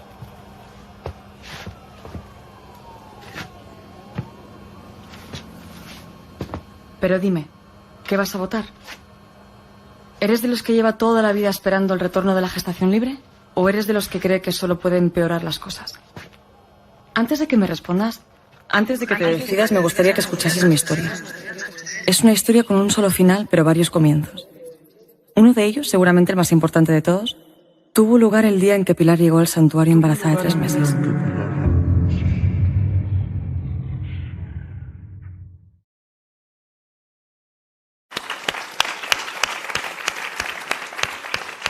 Ha sido un momento muy interesante porque hemos escuchado sin ver, o sea, quiero decir, estaba como diciendo, a ver qué pasa, ¿no? Porque se está escuchando pero no estamos viendo nada y todos estábamos atentos.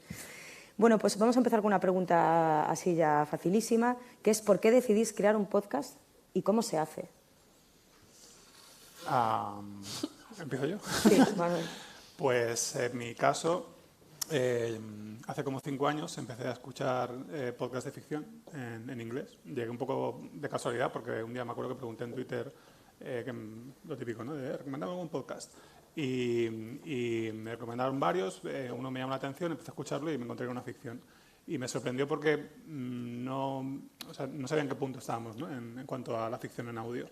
Y me sorprendió porque entonces empecé a investigar y vi que aunque en España no hay mucho todavía, en Estados Unidos había ya, decenas. Y aparte muy variados y historias que me enganchaban tanto como la mejor serie de televisión, ¿no? Entonces me di cuenta de que era un formato muy interesante para contar historias, que es lo que a mí me gusta. Y ya llevaba un tiempo ya con ello en mente, empezamos a escribir Santuario, pero llegó un virus, no sé si os acordáis, hace unos años, un virus, una movida, todos en casa, total que no pudimos, justo íbamos a entrar a grabar y nos quedamos ahí pues paralizados, ¿no? Como bueno, a ver cuándo podemos retomarlo. Y estando en casa confinado fue, de repente, como ya estaba con el chip de ficción sonora, pues se me ocurrió montar Biotopía, que la idea surgió en una de estas cenas por videollamada que tuvimos todos en aquellos días, hablando con Nikki García, que es actriz y presentadora del Mundo Today y amiga. Ella estaba un poco en la misma situación que yo, se había quedado con los brazos cruzados sin nada que hacer y me dijo, acabo de montarme un estudio en casa, si quieres igual podemos hacer algo. Así que me puse a pensar qué podíamos hacer con las limitaciones que teníamos, que era, pues, estábamos todos en casa, Nikki sí que se podía grabar con un buen sonido, pero el resto de gente que participara seguramente pues, lo más a mano que tenía era un teléfono móvil. Y de ahí salió la idea de Biotopía, que es un informativo en el cual tenemos a Nikki presentando y va dando paso al resto de personajes, pues o les entrevista telefónicamente o mensajes en el buzón de voz. Y empezó así, o sea, empecé con Biotopía un poco a ver hacia dónde, o sea, sin tampoco tener clara si va a ser una temporada, si van a ser tantos capítulos. Y poco a poco ya, pues nada, fuimos escribiendo, dirigiendo y estando cada capítulo de lo que fue la primera temporada. Y ya luego con la segunda, pues ya entró Podium ya a producirnos. Así que ha sido un poco así. No sé, me parece que es un sitio estupendo para contar historias y es aparte un sitio que te permite mucha libertad, porque en audio cuesta lo mismo una explosión que el sonido de una puerta. O sea, no, el valor es muy... Y también me parece que es como, a diferencia por ejemplo, del audiovisual, que siempre es como muy largo los procesos, aquí es todo bastante rápido. O sea, me parece que es muy raro que tardes más de un año desde que escribes una temporada hasta que la acabas y la estrenas. Y eso también me parece muy atractivo. Yo ya me ponía aquí a tener una conversación, bueno, pero vamos a dar paso. Hijas de Felipe, ¿ahora igual queréis el PowerPoint? Venga, sí, ahora lo queremos y nos apetece. Nos animamos. En nuestro caso, el podcast empieza porque decidí ser pesadísima con Ana, porque yo soy una oyente bastante obsesiva de podcast, la verdad. Ya lo era, o sea, lo sigo siendo y lo era entonces. Y nació un poco, o sea, Las hijas de Felipe obviamente es un podcast de cotilleos históricos, pero no nace tanto como de una voluntad de... Esas somos nosotras grabando en el baño de mi casa en un teléfono móvil. Y no nace tanto como de la voluntad de hacer divulgación histórica, sino más bien partiendo del mismo espíritu de podcast que yo escuchaba, que son muy conversacionales, muy de la dinámica y la química entre amigas, pues de hacer un poco eso justo en un momento en el que empezó la pandemia y no nos podíamos ver porque nos hicimos amigas en 2016, pero ya nos hicimos inseparables y era como vamos a trasladar esto pues a formato podcast, nuestra conversación. Y también creo que está muy atravesado por como ciertas carencias en la vida universitaria, que llevamos muchos años en el doctorado, muchos años rescatando material de archivo que a nosotras nos parecía jugosísimo. Y creo que era antes Jesús en la mesa anterior que decía, si a ti algo te parece muy interesante, probablemente a más gente se lo parezca y es como el medio que utilizas para comunicarlo. Y entonces Carmen y yo empezamos como a hacer memoria de muchas conversaciones que teníamos entre nosotras, de material que rescatábamos que era directamente muy fascinante y que si lo comunicábamos sin el tono como a veces muy tedioso de la universidad, que podía tener salida, y la está teniendo, la verdad. Estamos contentas. Esto es lamentable. Sí. Nunca podemos pasar, por favor. Esto es el baño de Rhode Island, donde se han grabado casi todos los... Claro, el anterior, perdón. Sí, algo muy importante que hacemos en nuestro podcast, para quien no nos conozca, que no es un podcast de historia al uso, es que siempre pretendemos trazar conexiones pasado-presente, y siempre están. Entonces pensábamos que era buena idea hacer como muy rápidamente algunos episodios que hemos tenido. Pues son como monjas que coleccionaban figuras del Niño Jesús, como personas que ahora coleccionan muñecos, que son como reborns. La siguiente slide, Carmen, esta era tu favorita. Sí. A ver, ¿cuál? Sí. Bueno, sí, hicimos un episodio de moda barroca y fui muy pesada hablando de Georgina cada vez que Porque realmente hay muchas similitudes entre la cultura popular del presente y el barroco, que es un poco lo que intentamos también demostrar constantemente. Luego, no sé, hay más episodios, no sé qué más pusimos. Lo siguiente, especulación inmobiliaria. Cuando hicimos porque normalmente nos damos cuenta, por lo que sea, que los episodios que más gustan últimamente son en los que hablamos mucho de vida conventual, monjas, pero no solo hablamos de monjas. De hecho, hay mucha gente que al principio se pensaba que éramos dos monjas haciendo un podcast. Y nos apetece a veces mantener ese secreto, pero creo que ya es demasiado tarde. Cada vez Hemos ya abandonado la no clausura. podemos sostenerlo, pero era maravillosa esa idea. Pero también, aparte de monjas y conventos, hacemos episodios a veces sobre otras cosas. Hicimos uno sobre especulación inmobiliaria en el siglo XVII, y obviamente lo conectábamos pues con toda la especulación inmobiliaria española en general. Sí, así que esa es un poco nuestra historia y nuestro afán. Sí.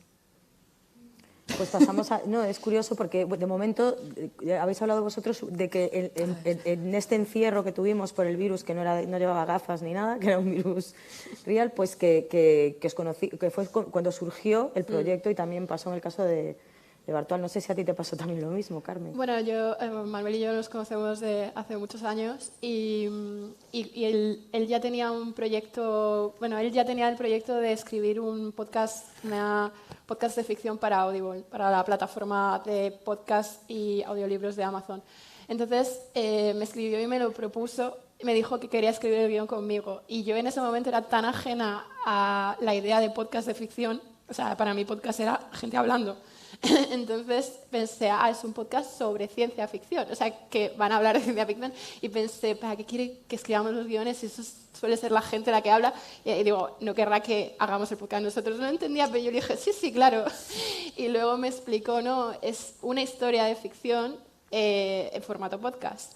Y bueno, probamos a ver qué tal escribíamos juntos, y la verdad es que nos gustó mucho. Bueno, él tenía como una idea, se juntó conmigo, la hablamos y tal, al final la cambiamos sobre la marcha, y bueno, y empezamos a escribir los guiones, y la verdad es que fue un trabajo mucho más inmersivo de lo que pensábamos al principio, porque creamos, al ser una historia de ciencia ficción, creamos como, digamos, todo un universo distópico donde se transcurre la acción. No es solamente pensar cuál es la trama, sino cómo se vive en ese universo, ¿no?, del futuro. Y lo gracioso fue que después de escribir los guiones llegó la pandemia y nos vimos como en una distopía real, y tuvimos que esperar a que pasara, digamos, el confinamiento para ya la fase de grabación. Y mientras tanto él escribió Biotopía, así que son como dos proyectos emparentados en ese sentido. Tengo tantas preguntas. Bueno, ahora todos estáis hablando un poco de la libertad creativa también que da, también se habló antes, es decir, que con pocos medios, entre comillas, es decir, puedes hacer una historia pues como Biotopía, que seguramente llevarla audiovisual sería prácticamente imposible, ¿no? Entonces, quería preguntaros un poco qué os parece estos nuevos horizontes que está abriendo pues esta comunicación online, que ha abierto el podcast. Es decir, por ejemplo, vosotros habéis encontrado vuestro hueco de alguna manera, es decir, en el caso vuestro, quizás sería rarísimo pensar que se podría hacer un podcast de histórico con el tono en el que lo hacéis, con estas comparaciones, pero a la vez es un podcast de divulgación histórica, ¿no? Y el tono es este, ¿no? Igual que hacer pues, historias de ciencia ficción en formato sonoro. Entonces, ¿qué os parece? O sea, ¿hasta dónde creéis que puede llegar esto? Yo creo que, o sea, para nosotras, y de nuevo esto es una labor que hizo sobre todo Carmen, que era como oyente muy asidua de podcast, creo que el formato es óptimo porque, o sea, realmente necesitas de primeras muy poquitos medios y a la vez es como, no sé, como un medio muy maleable, o sea, que realmente todo cabe, o sea, puede caber, que ayer lo comentábamos en la cena nosotros 4, que puede caberte como una audioficción como la que han creado ellos, pero también como esta divulgación histórica, pero muy mezclada como con una conversación amistosa, que a mí no se me ocurre como otro formato en el que pudiera entrar y encajar como de una manera tan orgánica. Sí, yo creo que, claro, en el caso concreto de la ficción, creo que en comparación hay muy poca en español respecto a lo que se produce de podcast de divulgación conversacionales. Y me parece que es un medio estupendo. O sea, vamos, yo de hecho egoístamente espero que mucha más gente se empiece a meter a hacer ficción sonora porque me gusta mucho escucharla y ya te digo que al final acabo sobre todo recurriendo a ficciones en inglés porque no hay tanto aquí. Y no sé, a mí me parece un medio estupendo, me parece un medio muy libre. Por ahora, las experiencias que estoy teniendo, hay mucha libertad. La primera temporada de Biotopía la producimos, o sea, fue autoproducida, pero la segunda con Podium realmente la libertad ha sido la misma. O sea, Podium realmente lo que ha hecho es ayudarnos a crecer, que podíamos también de repente grabar en estudio, cosa que en la primera no pudimos hacer, que todos cobrásemos, que eso también es interesante. Es una cosa que, si podéis, cobrar mola. Entonces, no sé, yo desde luego creo que es un sitio fabuloso para hacer historias que igual, igual no, tú mismo lo has dicho, en audiovisual no sería tan fácil hacer y son historias que si no creo que se acaban quedando en cajones, ¿no? Y está bien tener un medio como el audio para poder sacarlo. Sí, yo, en mi caso, como cuando él me propuso escribir este podcast de ficción, yo no había escuchado todavía podcast de ficción, no era nueva, había escrito historias, ¿no?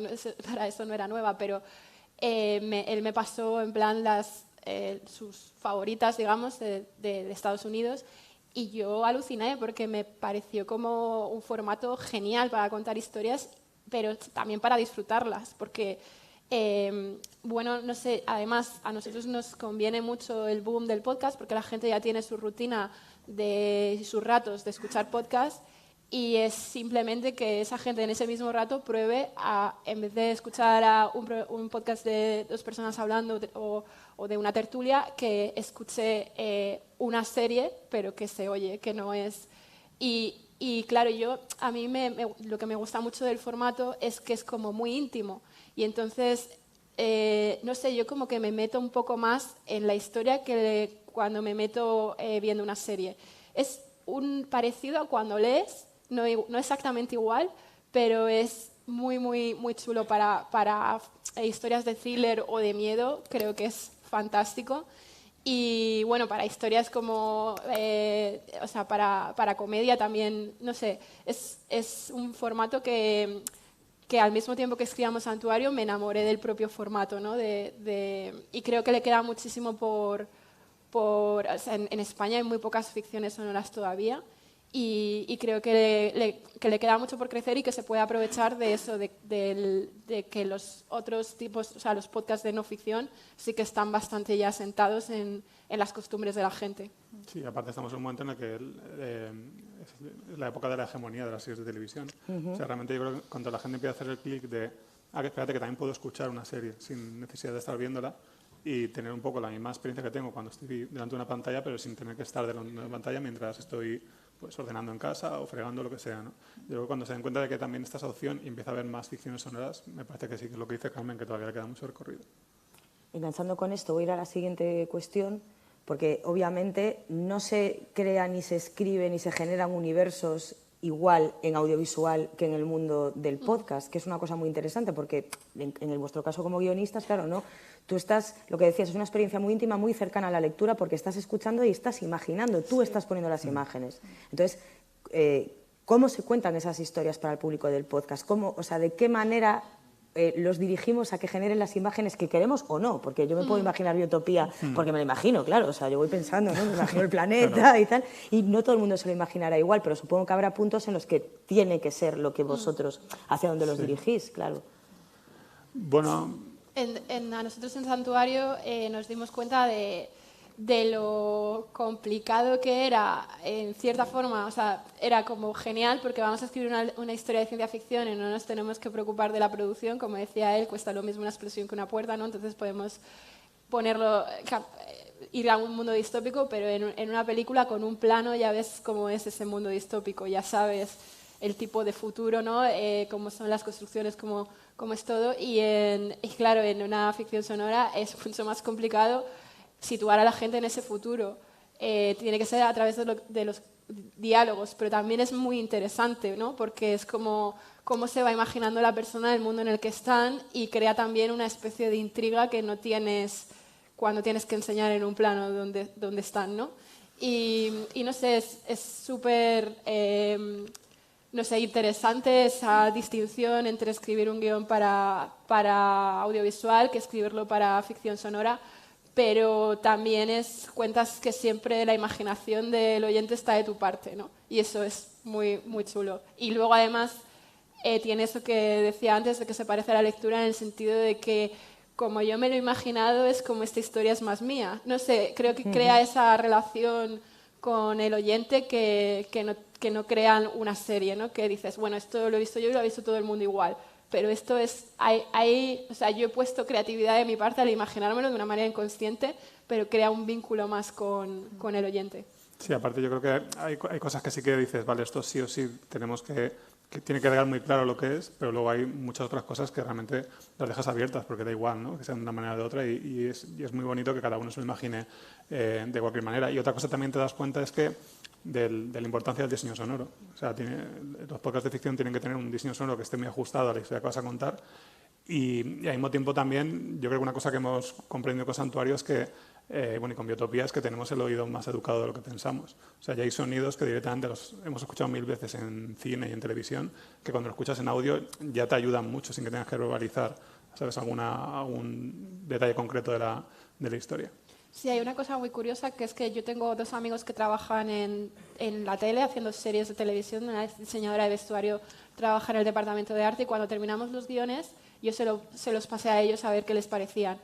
Y me dijeron, no se va a entender. O sea, veis como, quiero decir, es como en los diálogos no se van a entender dónde están los personajes, hacia dónde se mueven, porque en muchas acotaciones del guión, ¿no?, lo ponía, en plan, se levanta y va a la puerta o no sé qué. Y me dijeron eso, y Manuel me decía, no, sí se va a entender, porque claro, él había escuchado muchas ficciones sonoras y ya tenía en su cabeza cómo iba a ser el diseño sonoro. Y luego estos amigos, cuando lo escucharon, me dijeron, alucinamos porque se entiende perfectamente, y es por lo que dice él, que también tenemos ya muchísima educación sonora de cómo suenan las series. Tú puedes estar viendo una serie y no mirarla durante un momento y seguir un poco la historia, ¿no? Y por eso el diseño de sonoro es muy importante en la ficción sonora, sí. En vuestro caso sería cómo se cuenta la no ficción, porque también estáis contando historias, ¿no? Sí, también yo creo que pensando en esto del sonido, nosotras, claro, contamos historias, pero no contamos como eventos súper grandilocuentes, nos centramos mucho como en vidas pequeñitas y creo que ponemos mucho esfuerzo, no tanto de forma consciente al principio, pero ahora sí nos hemos dado cuenta que ponemos mucho esfuerzo en como hacer rescatar voces del pasado, voces pues eso, pequeñas que en general se han olvidado, pues no sé, voces de mujeres, o sea, de monjas en un convento, o voces, no sé, que simplemente están como en un proceso inquisitorial que está ahí olvidado en un archivo, y como creo que a veces dedicamos bastante partes del episodio no solo a conversar, sino a leer tal cual esas voces, y creo que es como que haya alguien que está hoy en su cocina de pronto haciéndose el tupper para el día siguiente y que estemos leyendo el texto que escribió, yo que sé, María de San José, una monja en México en el 17, diciendo que tiene que escribir muchísimo, grandísima repugnancia, y hacer eso y decirlo y que la gente la adopte ese vocabulario. Creo que se presta muy bien el podcast para eso, para recuperar esas voces. Sí, creo que tenemos como una labor muy clara de que inevitablemente pues acercamos la historia pues desde los grandes, como que siempre esmaltamos los episodios como de los grandes eventos de la historia, pero nuestro afán más claro, y que encima te permite crear una vinculación, y nos pasa a nosotras, que nos lleva pasando años, pero muchas oyentes sí que nos dicen como es increíble como el nivel de empatía emocional que tengo con esta cita que habéis leído de esta señora panadera adúltera de 1630 o con esta monja que no quiere ir a rezar y está como muerta de asco en la celda. Y entonces es como esta especie de idea de que es como un caprichito nuestro en parte, pero creo que también tiene como un trasfondo ideológico mucho más sólido. Y que creo que lo leamos también, obviamente se podría hacer con más medios, podría haber una voz, otra voz ajena leyéndolo, como hacer una especie de recreación histórica sonora que funciona también muy bien en otros podcasts que también escuchamos, pero creo que como también es un podcast como tan íntimo y tan nuestro y que conectamos lo que leemos y rescatamos como con un hilo autobiográfico nuestro cada vez más, que nosotras leamos esas citas ayuda a que las hagamos más nuestras y que por tanto como las oyentes yo creo que las hagan suyas también. Pues conectando por ahí con la empatía, lo que decías, pues que hay gente que me dice, pues no sabes cómo empatizo con esta cita de esta tal, pues hablemos un poco del público, es decir, ¿qué vamos? ¿Hacia un público nicho? ¿Vamos a crear nuevos públicos? ¿Vamos hacia el gran público con una historia en concreto? ¿Creéis que en el podcast también existe la libertad de decir, obviamente queremos llegar a más público, pero decir esto es para gente que le gusta esto o esto? ¿Cómo veis la aproximación al público, Manuel? Yo creo que todas las opciones son válidas. Sí, yo creo que puedes optar a llegar a mucha gente o sí hacer cosas más específicas. No sé, yo con Biotopía, por ejemplo, una cosa que me ha sorprendido es que hay mucho público infantil, porque realmente, o sea, es una historia de ciencia ficción, pero creo que tiene un componente como muy blanco, muy para todos los públicos, que al principio me parecía como una cosa más residual, pero no estoy viendo que mucha gente me lo comenta, no, estoy escuchando con mi hijo, tal, y mi hijo me pregunta cuándo sale la segunda temporada, porque dicen, no hace más que escuchar las que ya hay, ¿no? Y eso me parece muy chulo también, ¿no? De repente que pueda ser algo tan abierto. Pero vamos, es que creo que realmente es como el cine o la televisión o cualquier otro. O sea, realmente puedes hacer cosas que sean más nicho, más dirigidas a un público concreto o cosas más abiertas. No veo... Pero quiero decir, en el sentido de voy a hacer esta historia y cuando voy a venderla digo, pero es que, o sea, mi nicho es este o mi público es este, porque ya sabes, te van a preguntar, ¿cuál es tu target? Mi target es esto. No, yo tengo este target de gente que le gusta la ciencia ficción o pasa muchas horas en su casa y tiene tiempo, no sé, se exige también este tipo de... Cuando vas a una plataforma, ¿hay esa libertad también de decidir un nicho o hay que intentar vender también? En nuestro caso es que creo que el trabajo nos lo ha hecho Netflix y las plataformas de series, porque nosotros pensábamos que iba a ser más nicho por el ser una historia de ciencia ficción y nos dimos cuenta que no para nada. De hecho, al estar en Audible, dentro de Audible, he escuchado mucha gente que está suscrito a Audible por los audiolibros y que lee todo tipo de libros y de repente se escucha esta historia. Y yo creo que es porque las series, o sea, el empuje de las series ha hecho que géneros como la ciencia ficción sean mainstream y que a cualquiera le pueda gustar. A mí, mucha gente que conozco que me ha dicho, ¡ah, escucha, me ha encantado! Era gente que no hubiera imaginado yo que le va, por ejemplo, a leer un libro de ciencia ficción. No, pero series, y es como sobre todo las distopías y tal, que están tan a la orden del día, pues en nuestro caso yo creo que nos ha hecho el trabajo de eso, las series, que sí que el mainstream se ha abierto a géneros que antes eran más nicho.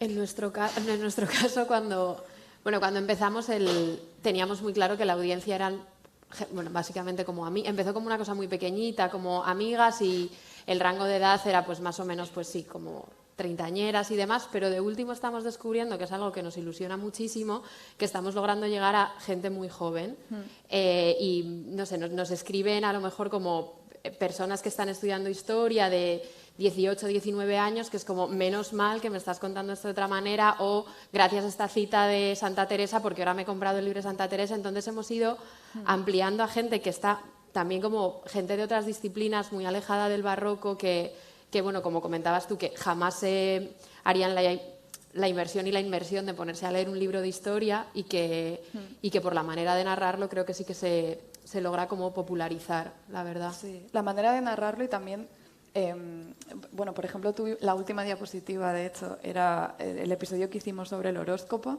que hicimos horóscopo barroco, pero contamos con Shark Astrology, que Esta chica jovencísima, de hecho no sé cuántos años tiene, pero joven, que hace todos estos memes del horóscopo y le escribimos para ver si le apetecía hacer algo sobre qué mujer eres del barroco según tu horóscopo, y fue majísima, lo hizo, y gracias a eso yo creo que también llegamos de pronto, desbloqueamos un mundo de gente, chicas sobre todo también súper jóvenes, que te mandan la foto, de pronto me he comprado el libro de María de Zayas, me he comprado Santa Teresa, y es como, sí, eso sienta bastante bien, la verdad. Y ahora voy a pasar un poco a cómo es el contacto con las plataformas. En vuestro caso, es decir, han contactado las plataformas, en el caso de Utopía, que empezasteis de manera autogestionada, entiendo, y después ya hubo contacto con plataformas. ¿Cómo es el contacto y cómo surge? Bueno, pues sí, es decir, os han llamado ellos, vosotros intentáis vender a las plataformas. Pues el caso de Utopía, como dices, empezamos por nuestra cuenta y de hecho Podium, concretamente María Jesús, que ahora está de jefa de Emprisa Audio y entonces estaba en Podium. Me acuerdo que fue a estrenar el primer capítulo y me llamó, me dijo, ¿por qué no lo habéis presentado a nosotros? Y fue como, bueno, es que realmente este proyecto ha nacido así y quiero ver un poco hacia dónde va, tampoco tengo claro cuánto va a ser, pero sí que me dijo, bueno, si ves que si vais a seguir, pues igual podemos hablar más adelante. Y fue así, o sea, la primera temporada la hicimos por nuestra cuenta y ya para la segunda pues ya volvimos a hablar y vamos encantados de hacerlo con Podium. Y el caso de Santuario fue, Audible estaba a punto de llegar a España y estaban buscando ideas y les hice llegar una, que es lo que luego acabó convirtiéndose en Santuario. Estaban buscando algo de ciencia ficción, o sea, buscaban varias cosas y en concreto pues algo de ciencia ficción y les pasamos una idea que de hecho se acabó pareciendo a lo que acabó siendo como una pera o un jamón, pero bueno, pero muy contentos, porque realmente le gustó cómo quedó y aparte funcionó súper bien en la plataforma. Y de hecho, bueno, Carmen y yo ahora estamos terminando de escribir la que es nuestra siguiente ficción sonora y esta ha sido ya directamente, bueno, El Extraordinario, que es otro sello de podcast que llevan como un año produciendo podcast de no ficción, pues se pusieron en contacto con nosotros para que su primera ficción la hiciéramos nosotros. Y esto ha sido un poco a raíz de, pues han escuchado Utopía y Santuario y han dicho, bueno, pues mira, queremos trabajar con esta gente. Claro, es que nuestra relación con las ¿Habéis tenido algún contacto de plataforma? ¿Os interesaría? Claro, ¿no? a ver, es la cestilla de misa. Vamos. Claro, no, la cosa, hay gente que nos pregunta esto como que asumen que tenemos una voluntad de mantenernos en una independencia en el baño de Rhode Island. No. No. De hecho, nos hemos tenido que ir a ponernos los micrófonos justo cuando estaban preguntando en el panel anterior qué tiene que hacer un podcast para acercarse a una plataforma. Y estábamos ya como... pero hemos tenido algún contacto, sí, pero nada que... Ahora por lo menos tenemos estudio, lo cual hace una gran diferencia. Sí. Pero creo que sí que porque los pocos contactos que hemos tenido sí que se asume, creo que también por la manera en la que empezamos nosotras, porque como decía Carmen antes, hay un trasfondo autobiográfico cada vez mayor en los podcasts en los que pues, vamos contando nuestras miserias y alegrías. Y creo que como el podcast nació como una actividad casi como de ocio, nos costaba mucho pensar en la profesionalización, pero cada vez va yendo mejor, va llevando más tiempo y creo que sí que se asume que tenemos como un afán de autogestión y precariedad no tenemos, que aquí públicamente decimos que no tenemos, pero sí. Pues así queda también dicho. Sí. También se asumía mucho que no tiene, o sea, no son los podcasts, pero cuando hacíamos las webseries también se asumía que queríamos estar ahí en el underground. Y claro. No, a ver, no pasa nada si no llamáis. Y quería también hablar un poco en el caso de las ficciones, por ejemplo, y bueno, en vuestro caso sería un poco pasar a lo mejor a un formato televisivo, no sé. Sí que está pasando que hay podcasts de ficción que se están... O sea, el proceso a la inversa, podcasts de ficción sonora que están siendo comprados, no sé si los guiones o de qué forma, las plataformas audiovisuales para después hacer series de televisión. Entonces, ¿qué pasa con ese paso a la inversa? O sea, ¿cómo lo veis? Es decir, os ha pasado, por ejemplo, está Caso 63, creo, hay varios podcasts de ficción que lo petaron muchísimo, que después han llamado, pues Movistar, Netflix, tal, oye, queremos hacer la serie. Lo digo porque aquí hay muchos estudiantes también y una cosa que yo, por ejemplo, nunca lo había pensado es que eso también sirve como carta de presentación para hacer una ficción audiovisual y que obviamente tú no podrías hacer la fricada que se te ocurra más grande de ciencia ficción en audiovisual jamás, pero sí a lo mejor en formato podcast y después tienes la posibilidad de pasarte al audiovisual. Entonces, ¿cómo veis ese paso? Pues sí. Encantado. Sí, no, pero es verdad que lo que dices está pasando y aquí ha empezado a pasar con El Gran Apagón. Está haciendo la adaptación, bueno, de hecho ya se ha rodado. Movistar ha hecho no es una adaptación exactamente, pero es como historias en el mismo mundo, ¿no? Que creó el podcast. Pero vamos, en Estados Unidos ya Homecoming, Limetown, la que decías es realmente Archivo 81. Es la chilena esta de casos... creo que la van a hacer también, ¿no? Sí, la van a hacer. Claro. Y hay un montón también de algunos podcasts de no ficción, pero sobre todo de ficción. Yo creo que lo que dices es que es muy fácil... A ver, yo creo que los podcasts son los nuevos cómics ahora mismo. O sea, el boom que ha habido de adaptaciones cinematográficas basadas en novelas gráficas y en Marvel, sin ir más lejos. Yo creo que realmente ahora se están mirando también mucho los podcasts, porque... creo que es muy sencillo, ¿no? Cuando escuchas un podcast como puede ser Santuario, que realmente lo hemos hecho como si fuera una serie que no tienes que estar viendo, es muy fácil imaginarte cómo puede ser esa serie. O sea, eso sumado a unas cuantas referencias visuales y dices, vale, esto ya me imagino cómo puede ser, ¿no? De hecho, yo sé que en Estados Unidos se están incluso haciendo pilotos que no se emiten para pitchear un proyecto. O sea, igual para pitchar una serie, pues tienen el dossier y aparte graban como el primer capítulo en audio. Y es que me parece que es perfecto porque cuando se adapta un cómic pues tienes todo el componente ya visual muy claro, pero con el audio es que incluso ya estás marcando ritmos, ya estás viendo si es una comedia, pues ya estás viendo si funciona o no funcionan los chistes. Entonces, a mí me parece muy, muy interesante y creo que es algo que veremos cada vez más. Sí, lo que ha dicho él es como... yo creo que si eres guionista, si tienes, o sea, quiero decir que hacer un podcast de ficción no es solo escribirlo, luego hay que producirlo y entre los actores, el diseño sonoro ya es más complicado que grabar un podcast. Pero bueno, hay incluso gente que son ellos los mismos los que actúan y sí, si eres guionista y dar el salto a que vender una serie es mucho más complicado que intentar hacer primero un podcast o por lo menos como un piloto, ¿no? que pueda contar qué va a ser la serie luego.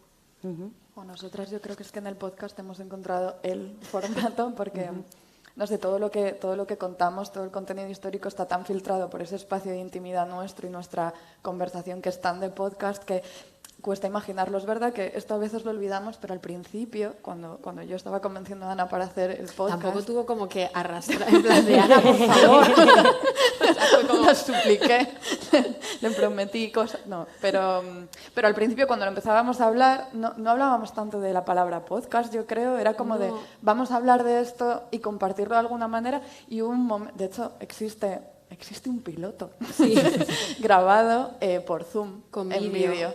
Que fue lamentable y nunca verá la luz. Eso nos ha dicho mucho, en plan, porque sí que aludimos, mientras estamos grabando el podcast, constantemente estamos aludiendo a imágenes, en plan.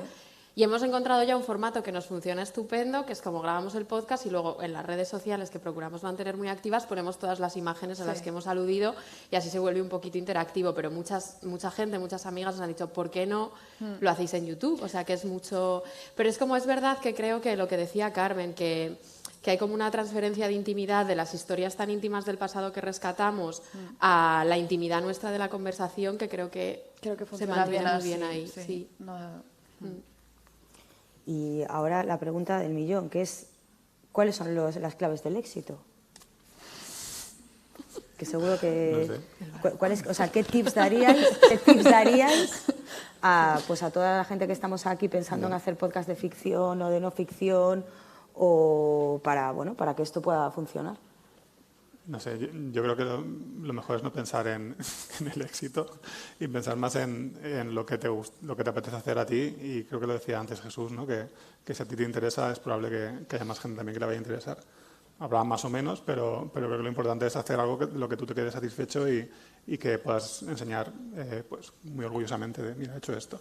Y luego ya, pues bueno, hay proyectos que acaban encontrando más público y menos público, pero lo importante yo creo que es ir haciendo cosas y bueno, pues unas cosas tienen más audiencia y otras menos, pero tú irás haciendo y seguro que cada vez harás proyectos mejores. Yo creo que tiene mucho que ver con como convencer inercias, porque o sea, si a mí alguien me hubiera dicho, porque Carmen y yo se nos da verdaderamente mal la tecnología, ha sido todo muy, muy precario. Antes, creo que estaba hablando Marta antes, como que hay podcasts y esto se nos dice, como el contenido muy bien, pero el sonido, de verdad, por favor, como cuida. O sea, lo hemos mejorado y es como, y ahí mejor, podíamos pero... como haber tirado la toalla, es como, mira, no nos está saliendo, no. Y creo que hay como una persistencia en creer mucho en que lo que estás contando es jugoso, que le puede interesar a gente, que también es importante para ti, como para nosotras. Es muy importante por muchos sentidos sacar todas las historias a la luz, para nuestra estabilidad emocional y también porque es un compromiso con lo que hacemos. Entonces, creo que hay como mucho de persistencia y de que se puede y que el podcast lo permite. O sea, yo creo que sí, que es hacer algo que te guste mucho y confiar, como decíamos antes, en que si algo te gusta muchísimo a ti, va a haber gente a la que le va a gustar también, eso va a pasar. Y también como ser un poquito ingenua. Sí, hay un poco de ingenuidad. Tener ingenuidad y pues creer que lo... Y de echarle mucho morro. Y sí. Sí. A nosotros con Santuario nos ha pasado que cuando se publicó ya por fin, bueno, tuvimos como un feedback que no nos esperábamos, en plan por parte de la prensa. Luego mucha gente se dio de alta porque Audible te da como 3 meses gratis y se dio de alta solo para escuchar Santuario. O sea, recibimos un feedback que no esperábamos porque, aunque estuviera en un medio profesional, estaba en Audible, pero al ser una plataforma cerrada que además en ese momento acaba de llegar a España, nosotros asumíamos que no lo iba a escuchar nadie porque no sé, es una plataforma nueva y solo lo puedes escuchar si te suscribes, pues quién va a ver ahí. Y además es una plataforma principalmente de audiolibros, o sea que esto va a ser como encima una cosa rara ahí dentro. Pero en cuanto nos pusimos a escribir la historia, nos exigimos el máximo, o sea, sin pensar en quién le iba a escuchar, porque tenía que ser una buena historia porque la estábamos escribiendo y la estábamos escribiendo entre los dos.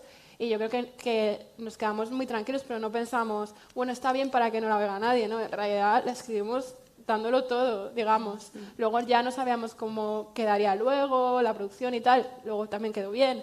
Y luego resulta que la escuchó mucha gente, mucha más gente de la que pensábamos. Entonces dijimos, pues menos mal que nos esforzamos, porque si hubiéramos escrito una mierda, pues ahora sería como nos querríamos morir, no estaríamos orgullosos.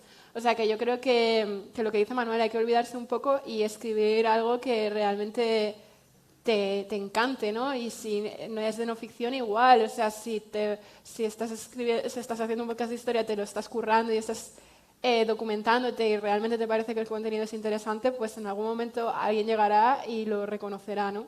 Yo creo que es eso, no pensar, pues si estás en una fase inicial, no pensar en quién lo va a escuchar o cómo hacer para atraer a esa gente, sino hacerlo lo mejor posible. O sea, que creer en ti mismo, ¿no?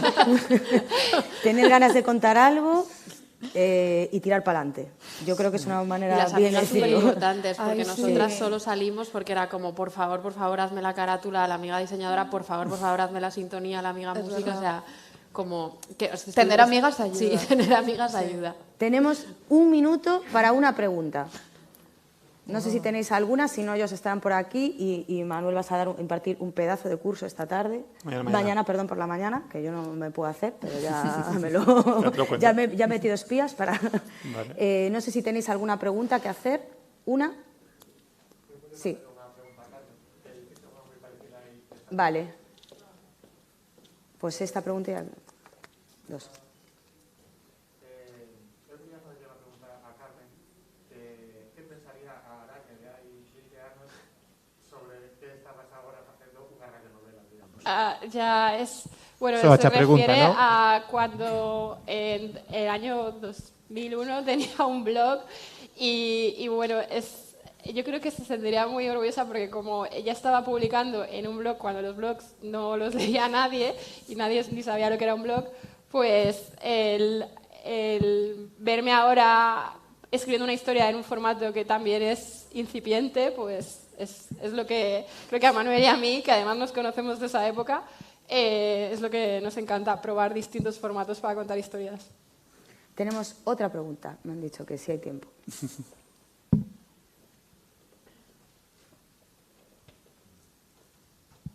¿Nadie? Bueno, pues yo para finalizar esta mesa sí tengo una pregunta para vosotros. ¿Alguien tiene pensado O sea, alguén te pensado facer podcast de ficción en galego aquí? Lucía, a ver, cantas máis? Porque está a Radio Galega que vai a empezar a facer podcast, e digo para que vos acheguedes e lles contedes as vosas ideas. Eu tamén, o mellor, me animo a facer algún podcast de ficción en galego. Entón, con este estímulo, o mellor era algo no que non pensábamos, eu, dende logo, como estudiante, cando, vamos, non pensara na miña vida, nas posibilidades de poder facer historias en formato sonoro. Así que espero que fose productivo. Nada, seguimos coa seguinte mesa de festivais. Moitísimas gracias. Gracias.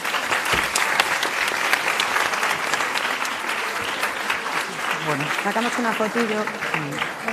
Ven a hacer foto, ¿no? Es que...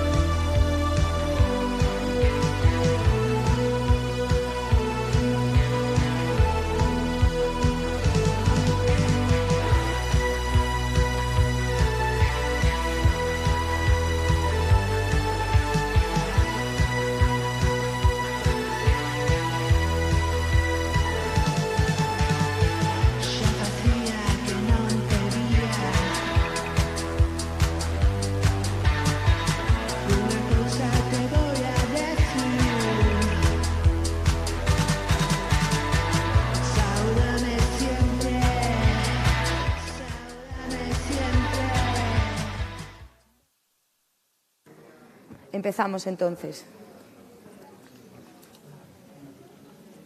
Pues vamos a empezar con esta tercera mesa de la zona profesional. Esta vez es la mesa dedicada a la cultura, a los festivales de cultura popular, digital y series. Y tenemos un pedazo de panel aquí, ¿eh? Además, reunión de festis, buena, como diría Isabela, que estará por ahí. Así que voy a pasar a presentar los festivales. Tenemos unos vídeos también de presentación. Tenemos con nosotras a Lucía Calvo y María Farrás del Meme Fest. Festival, yo voy a leer 2 líneas que he cogido de internet. Festival, porque me encanta esta frase, de folclore digital y humor en internet. Cita cultural desenfadada y catártica para pensar y reír en torno a la creación humorística en las redes. ¿Está bien esta definición? Entonces, vamos a ver el vídeo de presentación de Meme Fest.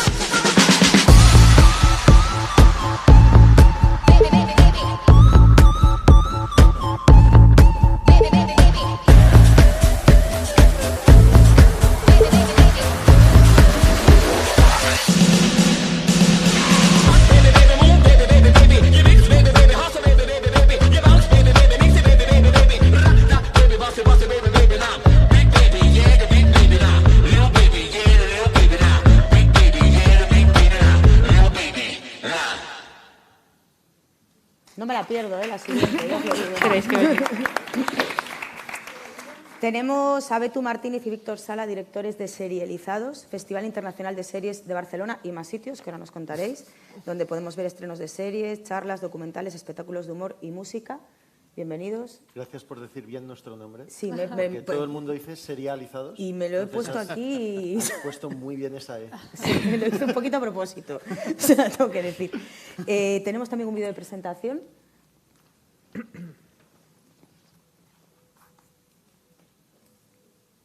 Pues mira, mientras no entra, aprovecho para decir que esta mesa está organizada desde la Asociación Coordinadora Galega de Festivales de Cinema, a la que pertenecemos el Carol Interplay también, Proxecta.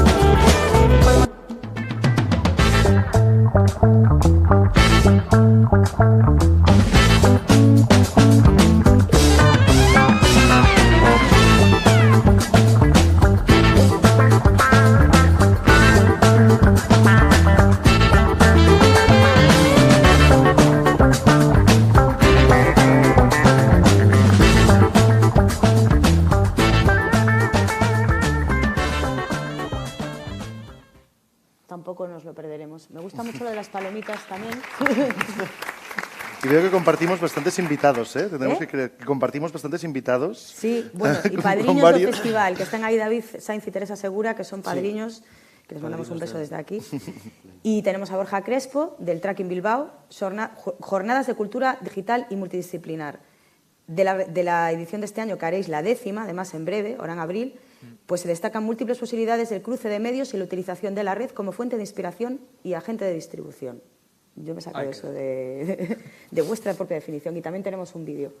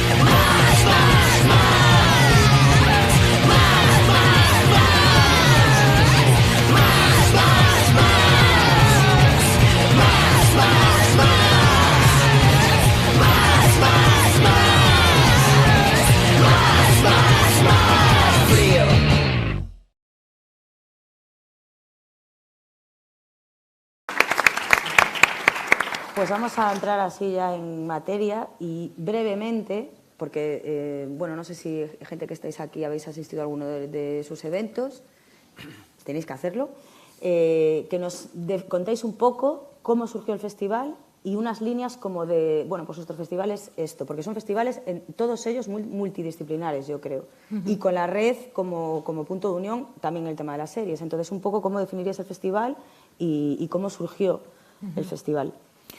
Vale, pues en el caso del Memefest es un festival bastante jovencito al lado del Celizados y el Tracking. Nació en 2018 y nace en el seno del CDCB, que es el Centro de Cultura Contemporánea de Barcelona, que es un centro cultural multidisciplinar que existe en Barcelona desde los años 90, 94.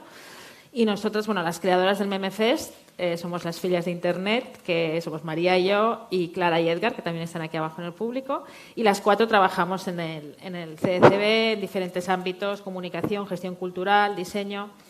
Y un poco, ¿por qué nace? Pues nuestra idea era, bueno, somos todas unas grandes amantes de Internet y de la cultura digital, Y la idea era abordar un poco pues, lo que nosotros llamamos el folclore digital, que es pues, todos los fenómenos culturales que están pasando en Internet, que nacen de la creación colectiva, un poco del conjunto, ¿no? Y uno de ellos son los memes, que es el título del festival, pero luego veremos que al final tratamos muchos otros temas, y que se nutren de la cultura popular, cultura cómic, cine, series, y un poco era esto. Y este folclore digital es uno de los apellidos del festival, pero el otro es el humor.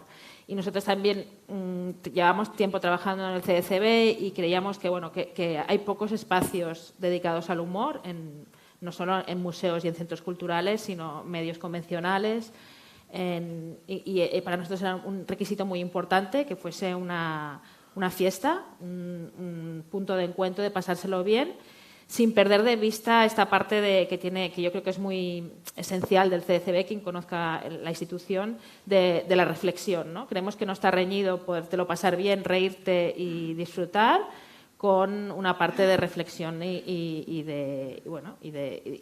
creemos que también pues, los memes al final, que parecen estas tonterías, estos chistes, ¿no? Que compartimos por WhatsApp o por grupos o por Twitter, pues al final nos están hablando de una serie de temas del presente que son importantes y sobre los cuales tenemos y nos gusta reflexionar, ¿no?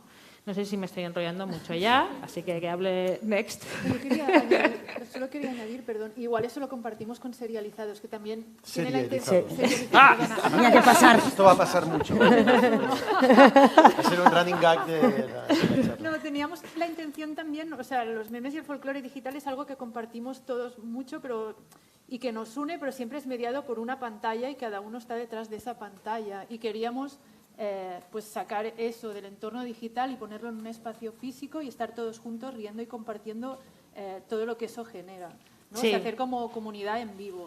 Y Sí, creo que diga. ahí Sí, compartimos es que es un poco. 100% así, porque nosotros, Serializados nació como una revista online en 2013 y un poco para situar las series al mismo nivel cultural que el cine, que de repente veías a Tony Soprano al lado de María Teresa Campos y dices, no tiene nada que ver, o sea, vamos a poner cada cosa en su sitio, ¿no?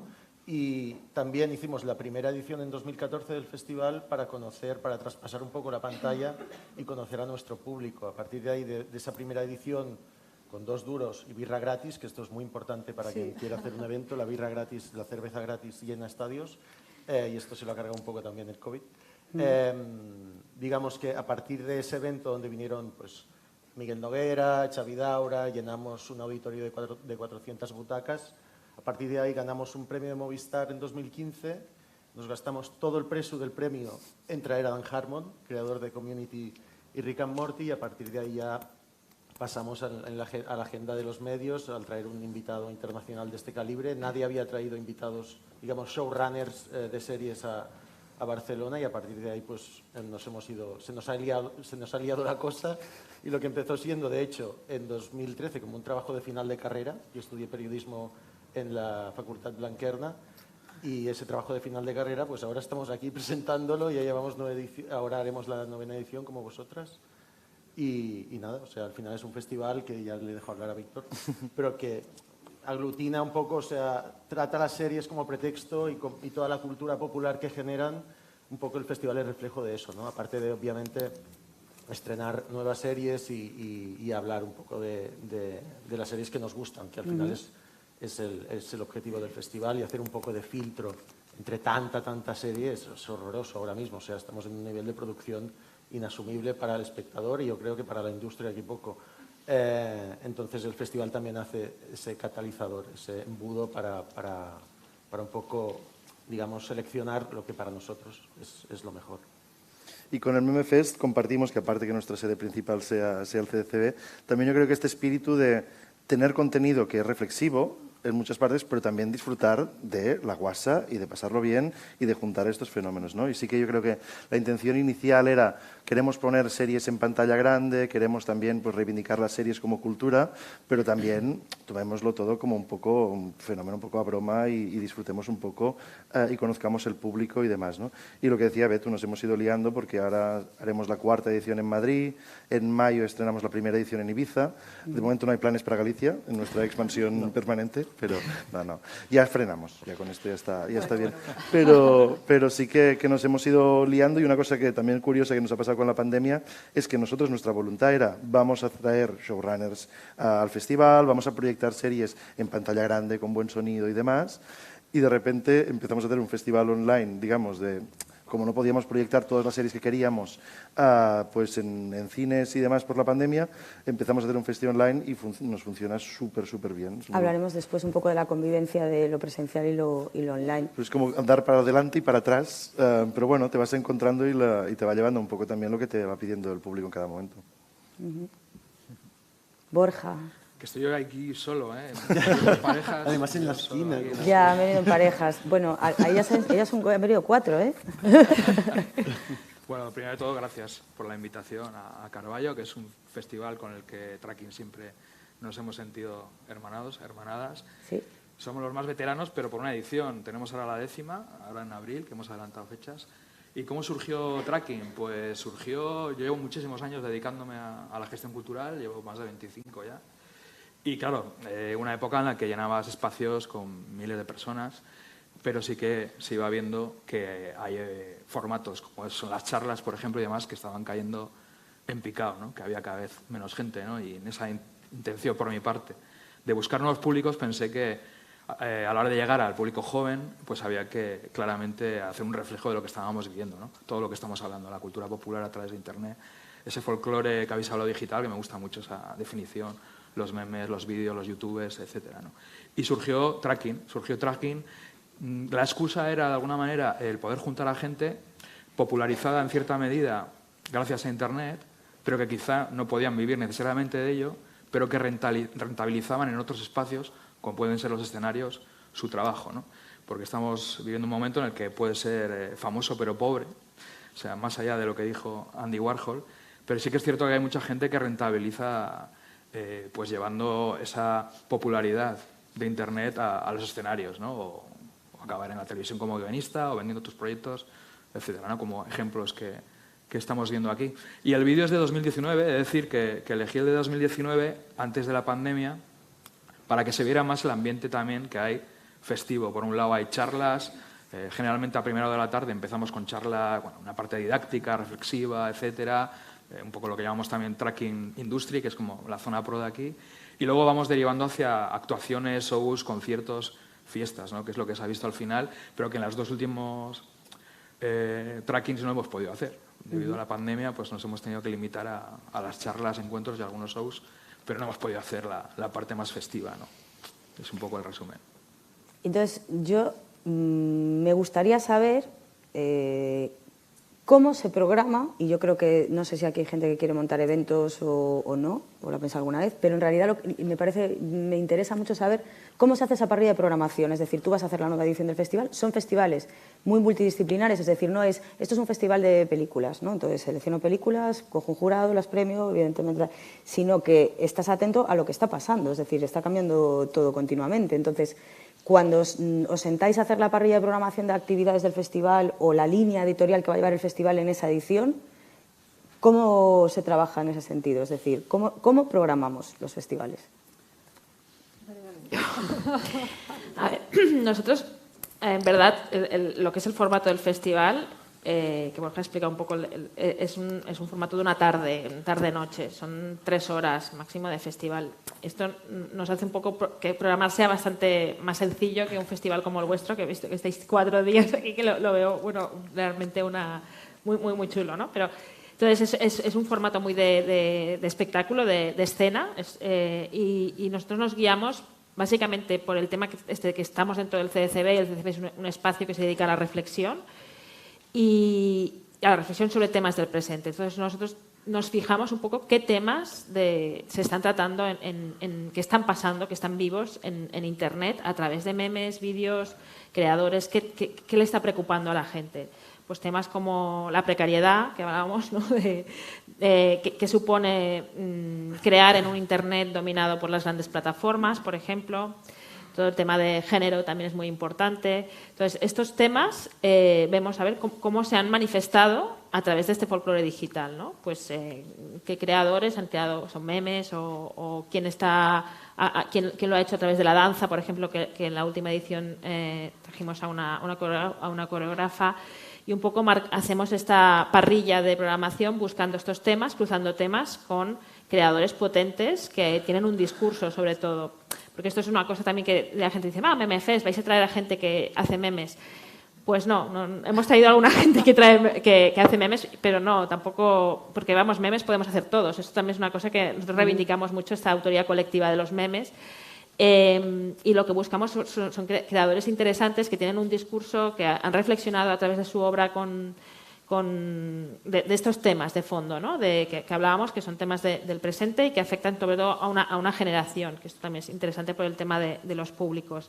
Y luego también nos preocupa mucho el tema del formato, evitar, bueno, la charla sobre el escenario. Intentamos buscar pues maneras de que el público se sienta, que lo pase bien, de romper esta cuarta pared, ¿no? Con el público, de que sea divertido, de que sea festivo. También otro criterio que tenemos muy en cuenta es el tema de la lengua. Intentamos también que haya mucha presencia de catalán, aunque se hace mucha creación digital en español y es la que más éxito tiene en general, pero intentamos, este es un criterio importante. Y no sé qué otros... La paridad, ¿no? La paridad también es otro criterio. Y luego también esta idea que comentaba María al principio de trasladar el meme al escenario, a un espacio como el CDCB, que no sé si habéis estado, pero es todo mármol y bastante duro, noventero. Pues cuidamos mucho el tema de la escenografía, que está muy ligada siempre con el cartel, con la imagen del proyecto. Entonces cuidamos mucho esto, ¿no? De que al final el festival explica una historia. Cada edición se ha englobado con una historia y los subtemas, ¿no? Y la gente que participa también está como muy ligada entre ellas, mucha gente se conoce entre ellas o tienen muchas cosas en común.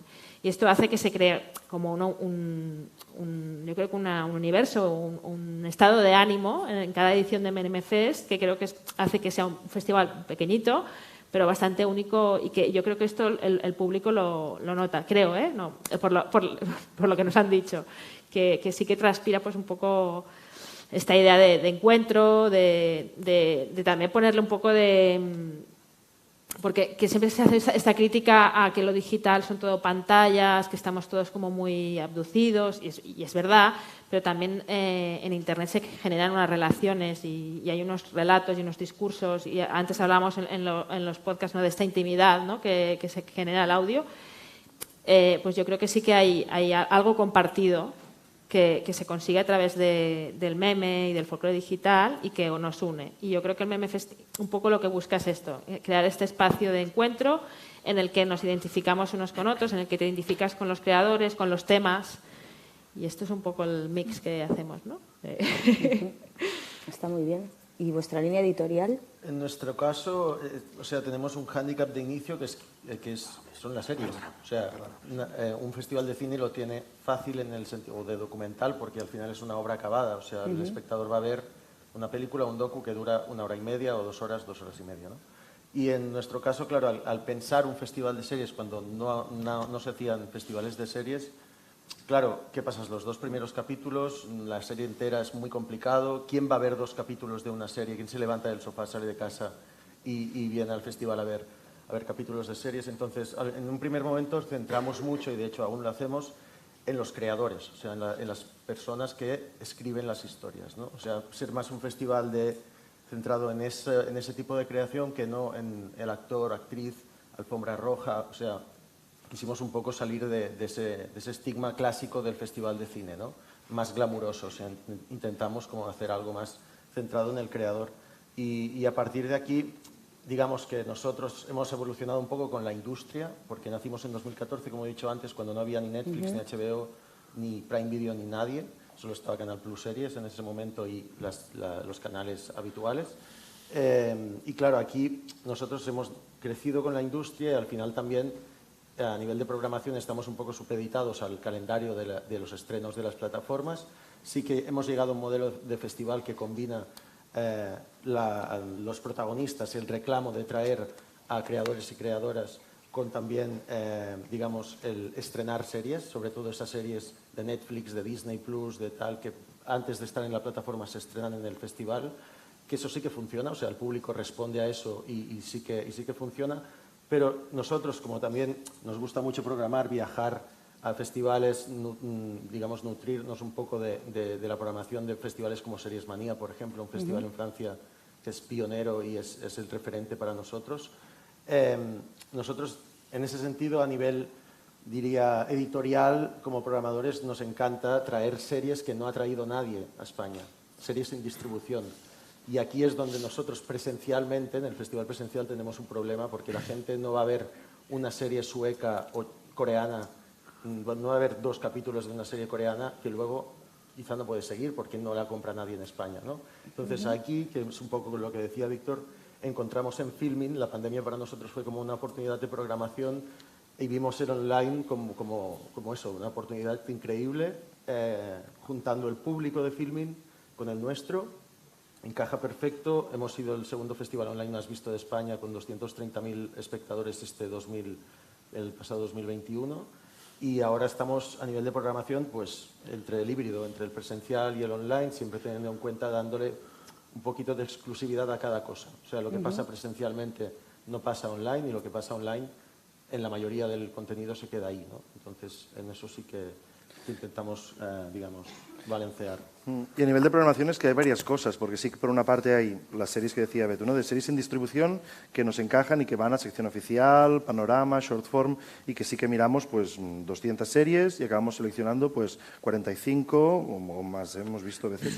Pero vemos como 300 series al año, sí. Algo así, o sea, es una locura.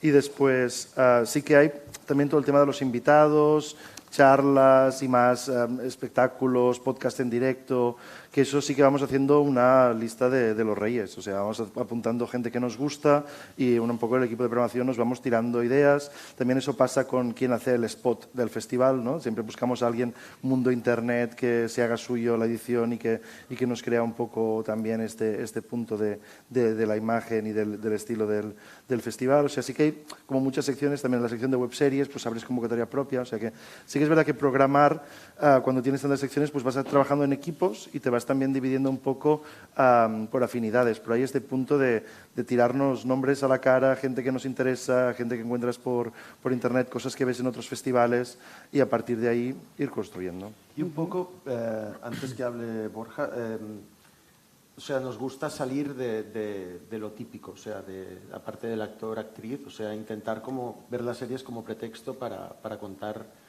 otras cosas, ¿no? O sea, al final, yo qué sé, Nacho Carretero, por ejemplo, autor de Fariña, justamente vino al festival y no vino a presentar la serie o a hacer una entrevista sobre el libro, no, o sea, vino él solo a presentar cómo sería la serie Narcos si hubiera tenido en cuenta el narcotráfico gallego, ¿no? En este caso era él solo contando esto, ¿no? O sea, siempre intentamos, como lo que decía también Lucía, ¿no?